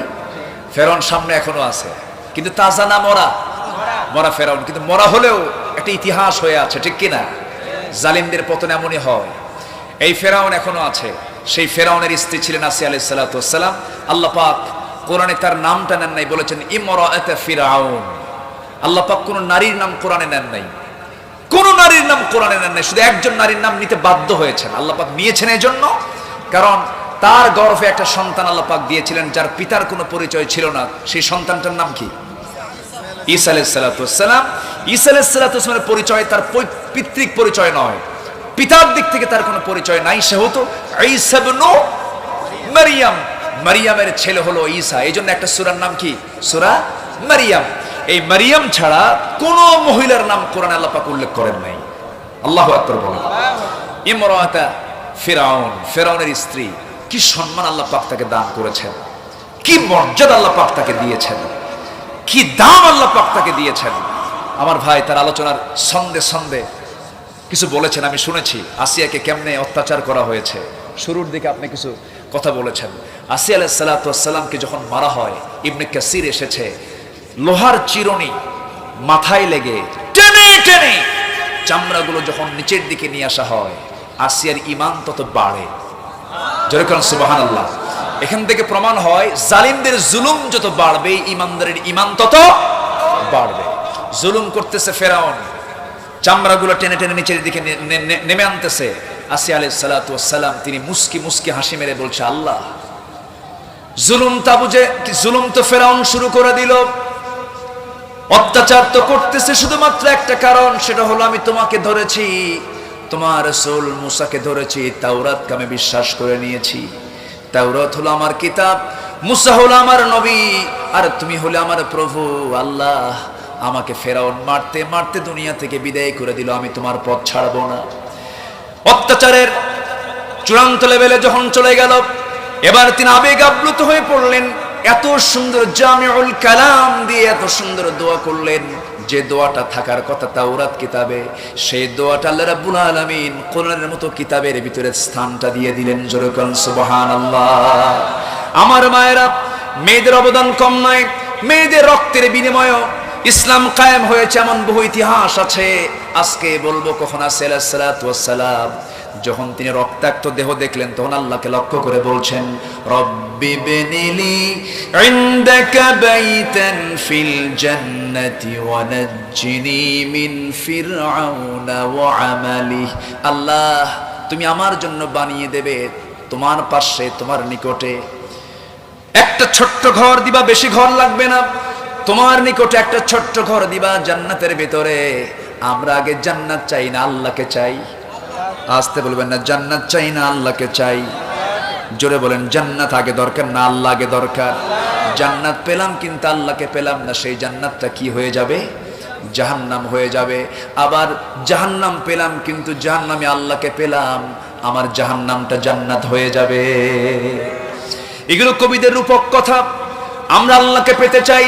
কি সুন্দর দোয়া করলেন, এমন শ্রেষ্ঠ দোয়া আল্লাহর কাছে এমন সুন্দর পছন্দ হলো, কোরআনের মতো কিতাবে কোট করলেন, আল্লাহ তুমি আমাকে এমন একটা ঘর দাও যে ঘরটা তোমার ঘরের নিকটে। জোরে কোন সুবহানাল্লাহ।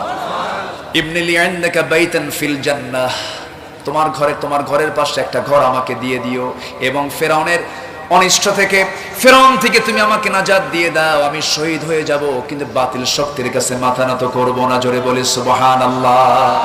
জালিমের জুলুম বেড়েছে, ইমানদারের ইমানও বেড়েছে। আসিল সালাতু সালাম শাহাদাত বরণ করেছেন। আমার মা এমন করে বহু নারীর জীবনী আছে, সুমাইয়ার কথা কে না জানেন, এরকম করে বহু মহিষী নারী যারা দিনের জন্য অবদান রেখেছেন। আমার রাসূল বলেন, ও সাহাবীরা, উহুদের প্রান্তরে আমি সবচেয়ে আমার কাছে পেয়েছি উম্মে আম্মারাকে। একজন মহিলা সাহাবী, জোরে কোন সুবহানাল্লাহ। উম্মে আম্মারা আমার ডান থেকে বাম দিকে, সামনে থেকে পিছন থেকে আমাকে পাহারা দিয়েছে। তাবুর খুঁটি হাতের মধ্যে নিয়ে বাতিল শক্তির মোকাবেলা করেছে। মেয়েদেরও ইসলামের জন্য কাজ আছে না নাই? আসতে বলবেন না, কাজ আছে না নাই? আমার মা, আপনার চরিত্র হতে হবে আসমা বিনত আবু বকরের মতো। আপনার এমন সন্তান উপহার দিতে হবে, আসমা বিনত আবু বকরের মতো বক্তব্য আপনার মুখ থেকে বের হতে হবে। আসমা বিনত আবু বকর রাদিয়াল্লাহু তাআলা আনহা যখন হাজ্জাজ বিন ইউসুফের শাসনামল 80 বছর বয়স হয়ে গেছে, জুবাইর ইবনে আওয়ামের তিনি স্ত্রী ছিলেন, সাইয়েদনা আবু বকরের তিনি প্রথম মেয়ে ছিলেন আসমা বিনত আবু বকর সিদ্দিক রাদিয়াল্লাহু তাআলা আনহা। তার একটা ছেলে ছিল আব্দুল্লাহ ইবনে জুবাইর। এই আব্দুল্লাহ ইবনে জুবাইর জালিম বাদশা হাজ্জাজ বিন ইউসুফের বিরুদ্ধে, জালিম বাদশা, কি বাদশা বলেন? জালিম বাদশার বিরুদ্ধে আব্দুল্লাহ ইবনে জুবাইর যখন যুদ্ধে যাবেন, এমন সময় তিনি মার কাছে আসেন। মার কাছে এসে বলছেন, মা তোমার বয়স তো 80 বছর হয়ে গেছে, তুমি বুড়া মানুষ হয়ে গেছো, আমি যুদ্ধে যাচ্ছি, কিন্তু যুদ্ধে যে যাচ্ছি আমি, তুমি মা তোমার কষ্ট হবে। ওই যুদ্ধের ময়দানে আমি শুনতে পেলাম ওই হাজ্জাজ বিন ইউসুফের লোকেরা আল্লাহর পথের মুজাহিদদের কান কেটে নিচ্ছে, হাত কেটে নিচ্ছে, নাক কেটে নিচ্ছে, চোখ তুলে নিচ্ছে। মা আমাকে যদি এমনটা করে তুমি কি সহ্য করতে পারবে নাকি? আমি কি করব, যুদ্ধে যাব নাকি? আব্দুল্লাহ ইবনে জুবাইরের মা আসমা বিনত আবু বকর বলছেন, আমার ছেলে বাজান, তুই আমাকে এমন করে প্রশ্ন করিস কেন? আমি কি ছোট হৃদয়ের মানুষ নাকি? আমি কেমন দুর্বল চিত্তের মানুষ নাকি? তুই যুদ্ধের ময়দানে যাবি, আমি তোকে একটা উদাহরণ দিচ্ছি। আমার ছেলে আব্দুল্লাহ কোন ছাগল জবাহ করার পর সেই ছাগলটা কিমা করে খেলো, না ভুনা করে খেলো, না ঝোল করে খেলো, ছাগল কি টের পায় না? ছাগল কি টের পায় নাকি বাজান? না, টের পায় না। তুই যুদ্ধে যাবি, যুদ্ধ করবি, শহীদ হয়ে যাবি, তোর লাশ থেকে হাত কাটুক, পা কাটুক, চোখ তুলুক, যা তুলে তুলুক, তোর তো কোনো চিন্তা নাই, তুই জান্নাতের মেহমান হয়ে যাবি রে। জোরে কোন সুবহানাল্লাহ।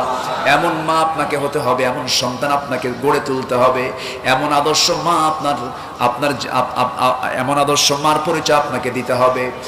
আব্দুল্লাহ ইবনে জুবাইর যুদ্ধ করতে গিয়ে শহীদ হয়ে গেলেন। শহীদ হয়ে যাওয়ার পর তার লাশটা হাজ্জাজ বিন ইউসুফের লোকেরা, সাকিফ গোত্রের মিথ্যুক বাদশা, এই হাজ্জাজ বিন ইউসুফের লোকেরা করলো কি, গাছের সঙ্গে ঝুলায় রাখলো। কোন বাদশারা? জালিম বাদশা। কোন বাদশা বলেন? ঝুলায় রাখলো। ঝুলায় রাখার পর 3টা দিন হয়ে গেছে, তার জানাজা হয় নাই, তাকে কাফন দাফন হয় নাই। আসমা বিনতে আবু বকর যখন খবরটা শুনলেন, মা হয়ে তিনি দৌড় মেরে আসলেন। দৌড় মেরে এসে বললেন, আহারে আল্লাহর পথের মুজাহিদের এখনো ঘোড়ার পিঠ থেকে নামার সময় হয় নাই। আস্তে করে মা হয়ে তাকে আস্তে করে নামায় নিলেন। নামায় নেওয়ার পর তিনি অনেকগুলো লোককে জড়ো হতে দেখলেন, সবাই চলে এলো। হাজ্জাজ বিন ইউসুফের সামনে হাজির হয়ে গেছে। আসমা বিনতে আবু বকর একজন বড় মুহাদ্দিসা ছিলেন, হাদিস বর্ণনা করেছেন। তিনি একটা হাদিস বললেন, শোন হাজ্জাজ বিন ইউসুফ, হাজ্জাজ বিন ইউসুফ, তুই শুনে রাখ জালিম বাদশা, আমি তোকে আজকে ডাইরেক্ট একটা কথা বলে দিচ্ছি, আমার সন্তান আব্দুল্লাহ বিন জুবাইরকে তুই শহীদ করে ফেললি। আমার নবীজি একটা হাদিস বর্ণনা করেছেন, আমি নিজের কানে শুনেছি, বনু সাকিফ গোত্রের একজন মিথ্যুক বাদশা আসবে। আমি বলছি সেই মিথ্যুক বাদশা তুই হাজ্জাজ বিন ইউসুফ। জোরে কোন আল্লাহু আকবার। ওই সমস্ত মহিলাদের বুকে কোনো ভয় ছিল নাকি? জালিমদের সামনে তো অকপটে কথা বলেছেন। আমার মা, এই জাতীয় চিন্তা, এই জাতীয় মানসিকতা আপনার মধ্যে তৈরি করতে হবে। আজান যখন হবে সঙ্গে সঙ্গে কাজ আগে না নামাজ আগে? কাজ আগে না নামাজ আগে? নামাজটা কার হক? আসতে বলবেন না, কার হক? এই যে এখান থেকে চলে যাব, ঘুমানোর পর প্রথম হক, প্রথম কাজটা হবে কিসের? নামাজ। দরবারে দৌড়ের দরকার নেই, দরবার টরবার ছাড়েন, আমরা ধরবো কি? আসতে আমরা ধরবো কি? কোরআন। কঠিন না সহজ? বলেন কঠিন না সহজ? সহজ। সবচেয়ে সহজ হচ্ছে কোরআন। আপনি চেষ্টা করুন, দেখবেন আপনার জমির দলিল বোঝা যত কঠিন, জমির দলিল লেখা বোঝা, এর মাঠ পর্সা, তারপর কি খতিয়ান, কত জটিলতা আছে, এত জটিলতা কোরআনে নাই। অনেক সহজ কোরআন, জোরে বলি সুবহানাল্লাহ। কিন্তু বুড়া চাচা গ্রামের জমির দাগ নাম্বার পারে, আছে না? লিখতে পারে না, পড়তে পারে। চাচা দাগ নাম্বার কত? 93। ঠিক কিনা? চাচা আপনাকে সূরা ফাতিহা পারেন? বাবা বুঝে আসে না, আছে না? নাই বলেন তো। কোরআন বুঝে আসে না, কিন্তু দলিল নাম্বার, দাগ নাম্বার বুঝে আসে। এই জন্য এটাকে আয়ত্ত করতে হবে। এটা হচ্ছে এমন একটা কিতাব, এটা এমন একটা কিতাবের নাম, জান্নাতের কোন দরজা দিয়ে ঢুকবেন তার দাগ নাম্বার, খতিয়ান number, CS number, MRR number সব এই কোরআনে আছে না নাই? সবার আগে আমরা কোরআন শিখবো, জোরে বলি ইনশাআল্লাহ। আল্লাহ তুমি জালিমদের জুলুম থেকে মাজলুমকে বাঁচাও, জালিমদেরকে তুমি আল্লাহ হেদায়েত দাও, আর হেদায়েত যদি না কপালে জোটে তুমি আল্লাহ ধ্বংস করে দাও, জোরে বলি আমিন। অনেক কথা বললাম ভাঙ্গাচোরা, একজন বড় আলেমকে সামনে রেখে আমি কি বলবো? আসলে মানে আমাদের মাহফিলগুলো, দেশে যত মাহফিল হয়, হাজার হাজার মাহফিল, একসঙ্গে যে আপনারা কেমনে এখানে মিলেইছেন আমি তো এটাই বুঝতেছি না। এই সমীকরণ যে কেমনে হলো, মেগা পটলবাসীর আমার মনে হয় কপালটা ভালো যে একসঙ্গে আপনারা দুজন মেহমানকে একই দিনে পাইছেন। আবার এত বড় একজন মেহমানকে আবার জোর করে এখানে বসে রাখছেন, এই জায়গায় তিনি বসে আলোচনাগুলো তিনি শুনতেছিলেন। আসলে সেই জাতীয় যোগ্যতা আমার নাই। তিনি অনেক দামি দামি কথা বলেছেন। আল্লাহ তুমি তার কথাগুলোকে, আমার কথাগুলোকে সবার জীবন আমলে নিয়ে আসার তৌফিক দিয়ে দাও। আল্লাহ তুমি আমাদের সবাইকে দ্বীনের জন্য কবুল করে দাও। আমার কথায় কোনো কষ্ট পেয়েছেন? মন খারাপ করেছেন? অনেক কথা একদিনে হয় না তো। একটা সাবজেক্ট নিয়ে বললে সেই সাবজেক্টই শেষ করতে হয়। বহু কথা ছিল, পারলাম না, একটা সাইড নিয়ে আমি কথা বললাম। আল্লাহ তুমি সবাইকে বোঝার তৌফিক দাও। একটা আমল শিখায় দেই, একটা আমল, খুব আরাম পাবেন, সবাই শুনবেন। একটা আমল, এক কথায়, আমরা কম খাবো। কি খাবো বলেন? বলেন বলেন। বেশি খাবো না কম খাবো? কম খাবো, এতে পেটের শান্তি হবে। বলি আলহামদুলিল্লাহ, জোরে বলি আলহামদুলিল্লাহ। রসুল বেশি খেয়েছেন না কম খেয়েছেন? কম খেয়েছেন। রসুল ভরা পেটে না একটু ফাঁকা রেখেছেন? ফাঁকা রেখেছেন। ডাক্তাররা কি বলে? বেশি খাও না কম খাও? কম খাও। আচ্ছা, হিংসা বাদ দেব, মনের শান্তি আসবে। কিসের শান্তি আসবে? মনের শান্তি। তাহলে পেটের শান্তি বেশি খেলে না কম খেলে? আচ্ছা, মনের শান্তি হিংসা করলে না হিংসা বাদ দিলে? হিংসা বাদ দিলে। আরেকটা হচ্ছে গুনাহ ছাড়বো আমরা। গুনাহ ছাড়লে আত্মার শান্তি। কিসের শান্তি? গুনাহ করলে কিন্তু শান্তি নেই। কোনো যদি কারো পরকিয়া থাকে, দেখবেন ওর দিন রাত খেলে অস্থিরতা। যদি কোনো আকাম কুকাম কেউ করে, যদি কেউ কাউকে মারতে যায়, ধরতে যায়, দেখবেন তার আত্মার কোনো শান্তি, হাই রে কখন যেন আমারে মারে। কি ঠিক কিনা বলেন? তাহলে আত্মার শান্তির জন্য দরকার হলো গুনাহ ছেড়ে দেওয়া। মনের শান্তি যদি আনতে চাই আমরা, তাহলে আমাদের হিংসা ছেড়ে দিতে হবে।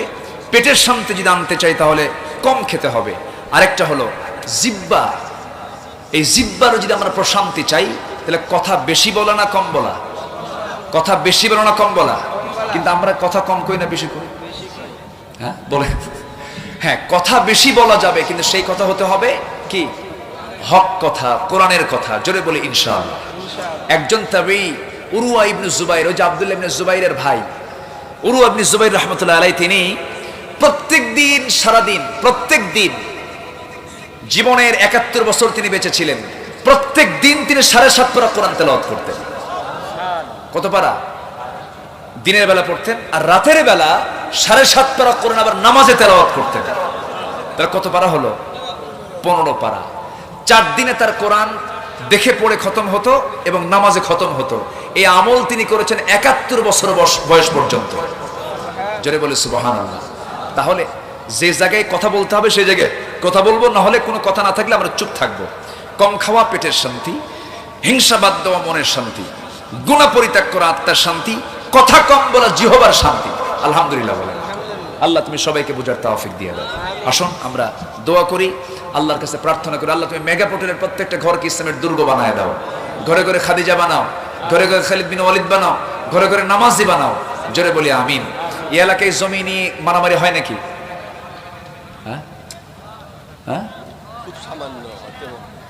জমির দাম কেমন এলাকায়? জমির দাম চর এলাকা তো দাম খুব একটা বেশি না, এই জন্য মারামারি লাগে না নাকি?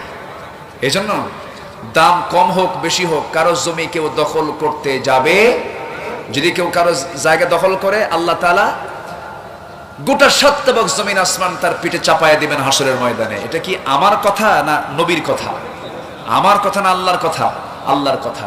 জমি নিয়ে গন্ডগোল করব না, সম্পদ নিয়ে কাড়াকাড়ি করব না, এই সমস্ত ফিতনা থেকে আমরা দূরে থাকবো। জোরে বলি ইনশাআল্লাহ। অনেক ভাঙ্গা কথা বলেছি, মন চাচ্ছিল আরো বলি, শুনবেন? আগ্রহ আছে এখনো? এ হলো চরের মানুষ। আমি তো শ্রোতা হলে মারতাম দৌড়। কে এত রাতে ওয়াজ শোনে নাকি? যতটুকুন হয়েছে আমরা বলি আলহামদুলিল্লাহ। খুবই সুন্দর আজকের মেহমান সবাই ছিলেন। কিছু কিছু মাহফিলে দেখি মানে প্রথমে আইসা আগে চান্স নাই যে মাইকে কখন কথা কব, একটা চান্স নিয়ে মাইকে কথা কয়, হুজুর খুব ব্যস্ততা, চলে গেলাম। কিন্তু আজকে এখানকার দৃশ্যটা ভিন্ন। প্রত্যেকটা মেহমান তারা মঞ্চে বসে শেষ সময় পর্যন্ত তারা আলোচনা শুনেছেন। বলি আলহামদুলিল্লাহ। জোরে বলি আলহামদুলিল্লাহ। জি জি ঠিক আছে, অনেক হয়ে গেছে আলহামদুলিল্লাহ। আকলমন্দ ইশারা বাসার, সচেতন লোকের জন্য ইশারাটাই যথেষ্ট। উনি বসে আছেন, হয়তোবা তিনি সামনে প্রার্থী হতে পারেন, এরকম প্ল্যান আছে। আল্লাহ তুমি তার নেক মাকসুদ, জনগণের সেবার মানসিকতা যদি থাকে আল্লাহ তুমি তাকে কবুল করে নাও।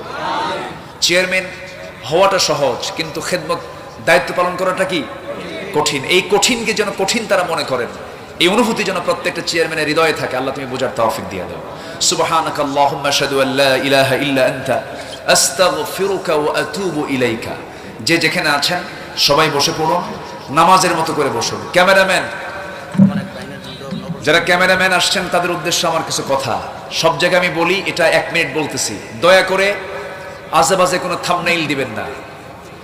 মানে আমার মনে মনে একটা ইরাদা ছিল যে আমি কোনো ক্যামেরাই রাখতে দেব না সামনে, কারণ এরা এমন প্যাঁচ লাগায়, নায়িকার সঙ্গে বক্তার ছবি আছে না নাই বলেন তো? বিশেষ করে আমার ভাইয়ের সঙ্গে তো আর বেশি লাগায়, ঠিক কিনা কম? এই যে নায়িকার সঙ্গে বক্তার ছবি, বলেন তো এটা কি নায়ক নায়িকা? বলেন তো এগুলো কি হয়? বলেন তো এগুলো কি মানায়? মানায় না। এগুলো সব প্যাঁচ লাগায় এরা প্যাঁচ লাগে, বুঝলেন? এই যে প্যাঁচ যারা লাগায়, আপনি তাদেরকে বলতেছে মেহেরবানি করে এগুলো লাগাবেন না। দিন প্রচারের স্বার্থে যদি আপনারা এটাকে ইউজ করেন, এটা আপনার জন্য জান্নাতের ওসিলা হয়ে যাবে। কি ঠিক কিনা?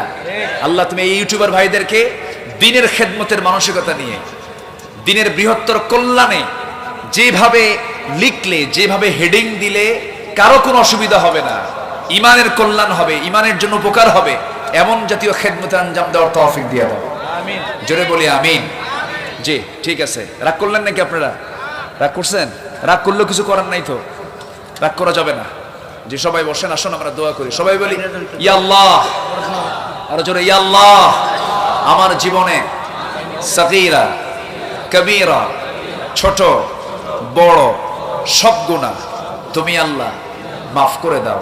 জোরে বলুন ইয়া রব্বাল আলামিন, ইয়া রব্বাল আলামিন। যে যেখানে আছেন বসে পড়ুন। নদী ভাঙ্গন থেকে একটু দোয়া করবেন। আর একটা মহিলা, নদী ভাঙ্গন কি আরো যেন নদী ভাঙ্গে নাকি এরকম কোন দোয়া? দোয়া আছে যে একটা মহিলা অসুস্থ, দোয়া আছে। আচ্ছা। ভাঙ্গার আর কি আছে, চতুর্দিকে পানি, এর মধ্যে আবার ভাঙ্গে নাকি? আরো ভাঙ্গে? হ্যাঁ, ভাঙ্গে, অনেক ভেঙে গেছে। আচ্ছা, ভেঙ্গে যায়। জি আলহামদুলিল্লাহ। এখানে একটা মাদ্রাসা আছে, মহিলা একটা মাদ্রাসা, মহিলা মাদ্রাসা আছে। আমাদের কাছে। আচ্ছা জি, আল্লাহ তুমি মাদ্রাসাকে কবুল করো। যুবকদের জন্য আচ্ছা, নদী ভাঙ্গন থেকে বাঁচার একমাত্র উপায় আমরা চাইবো কার কাছে? আল্লাহর কাছে। নদীর একুল ভাঙ্গে উকুল গড়ে, এই তো নদীর খেলা। সকালবেলার আমির রে ভাই, ফকির সন্ধ্যাবেলা। কবিদের কবিতার মধ্যে কত কত ডিপ, কত মেসেজ থাকে। তো এই নদী কোথায় ছিল, কোথায় আসছে? একসময় মনে হয় এটাও নদী ছিল নাকি? একসময় এটা মনে হয় নদী ছিল, কারণ চতুর্দিকে পানি। তো আমরা দোয়া করি আল্লাহ তুমি এই মেগাপটলের এই জনপদকে তুমি আল্লাহ সকল প্রকার প্রাকৃতিক দুর্যোগ থেকে, সকল প্রকার বালা মুসিবত থেকে তুমি আল্লাহ হেফাজত করো। জোরে বলি আল্লাহুম্মা আমিন। এটা একটা ভিন্ন দেশ, ভিন্ন জায়গা। আমি এটা এই জন্য বলবো কারণ বিচ্ছিন্ন একটা জায়গা, দুর্গম এলাকা, উপায় নাই। পুলিশ এসে যদি একটু বেয়াদবি করে, পিটন ছাড়া উপায়ও নাই। ঠিক আছে না? মানে এটা এমন একটা জায়গা, এই জায়গায় বেয়াদবি করে কেউ গেলে পরে আপনাদের পিটন থেকে কেউ বাঁচবে না।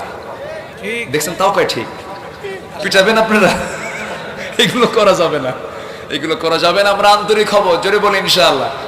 দূর থেকে যে আসবে, নদীর ওপার থেকে যে আসবে, তাকে ভাবতে হবে এটা আমার মেহমান, এটা আমার কি মেহমান। মেহমানকে সম্মান করা ওয়াজিব, মেহমানকে সম্মান করা কি ওয়াজিব। মেহমান বেয়াদবি করলে তার সঙ্গে বেয়াদবি করা যাবে না। যাই হোক, অনেক কথা বললাম। যুবকরা, যারা যুবক আছো, যুবকরা, যুব সমাজ, আজকে মাহফিলটা যুব সমাজের। যুব সমাজ কি বিড়ি খায়? বিড়ি খায় না, সিগারেট খায়। আচ্ছা ঠিক আছে। যুবকরা, সকল প্রকার নেশা থেকে তোমাকে দূরে থাকতে হবে। নেশা হারাম কে করেছেন? জি, নেশাটা হারাম কে করেছেন? একটা পরিবারে একজন নেশাখোর ছেলে থাকলে গোটা পরিবার ধ্বংস। একটা গ্রামে একটা নেশাখোর থাকলে গোটা গ্রামের সমস্ত জুতোগুলো চুরি হয়। ঠিক কিনা বলেন? এই জন্য নেশা থেকে বাঁচার জন্য সামাজিক সচেতনতার দরকার আছে না নাই? আচ্ছা, আমরা সচেতন হব, জোরে বলি ইনশাআল্লাহ। জি হ্যাঁ হ্যাঁ অবশ্যই। তো এখন এই যে মানে নেশা, ইয়াবা, বাবা, আর কি আছে? গাঁজাও আছে। সিএমএ সাহেবের কাছে সব রেকর্ড আছে, কিন্তু রিপোর্ট আছে কোথায় কি চলে, ওনারা সবকিছু জানেন। এই সমস্ত নেশা থেকে আমরা নিজেকে গুটিয়ে রাখবো। জীবনে আর কোন নেশার পায়ে, নেশার জগতে আমরা হাত দেব না, পা রাখবো না। এই সিদ্ধান্ত কি নেওয়া যায়? আসতে বলবেন, এই সিদ্ধান্ত কি নেওয়া যায়? আচ্ছা, বিড়ি না খেলে কি বাঁচবো না আমরা? বাঁচবো না, বাঁচবো না আমরা, বলেন বাঁচবো না? আমরা সকল প্রকার নেশা থেকে নিজেকে পরহেজ রাখবো, জোরে বলি ইনশাআল্লাহ। জি, আল্লাহ তুমি সবাইকে হেফাজত করো, আল্লাহ তুমি সবাইকে হেফাজত করো। জি, কি টিস্যু নেবেন? জি,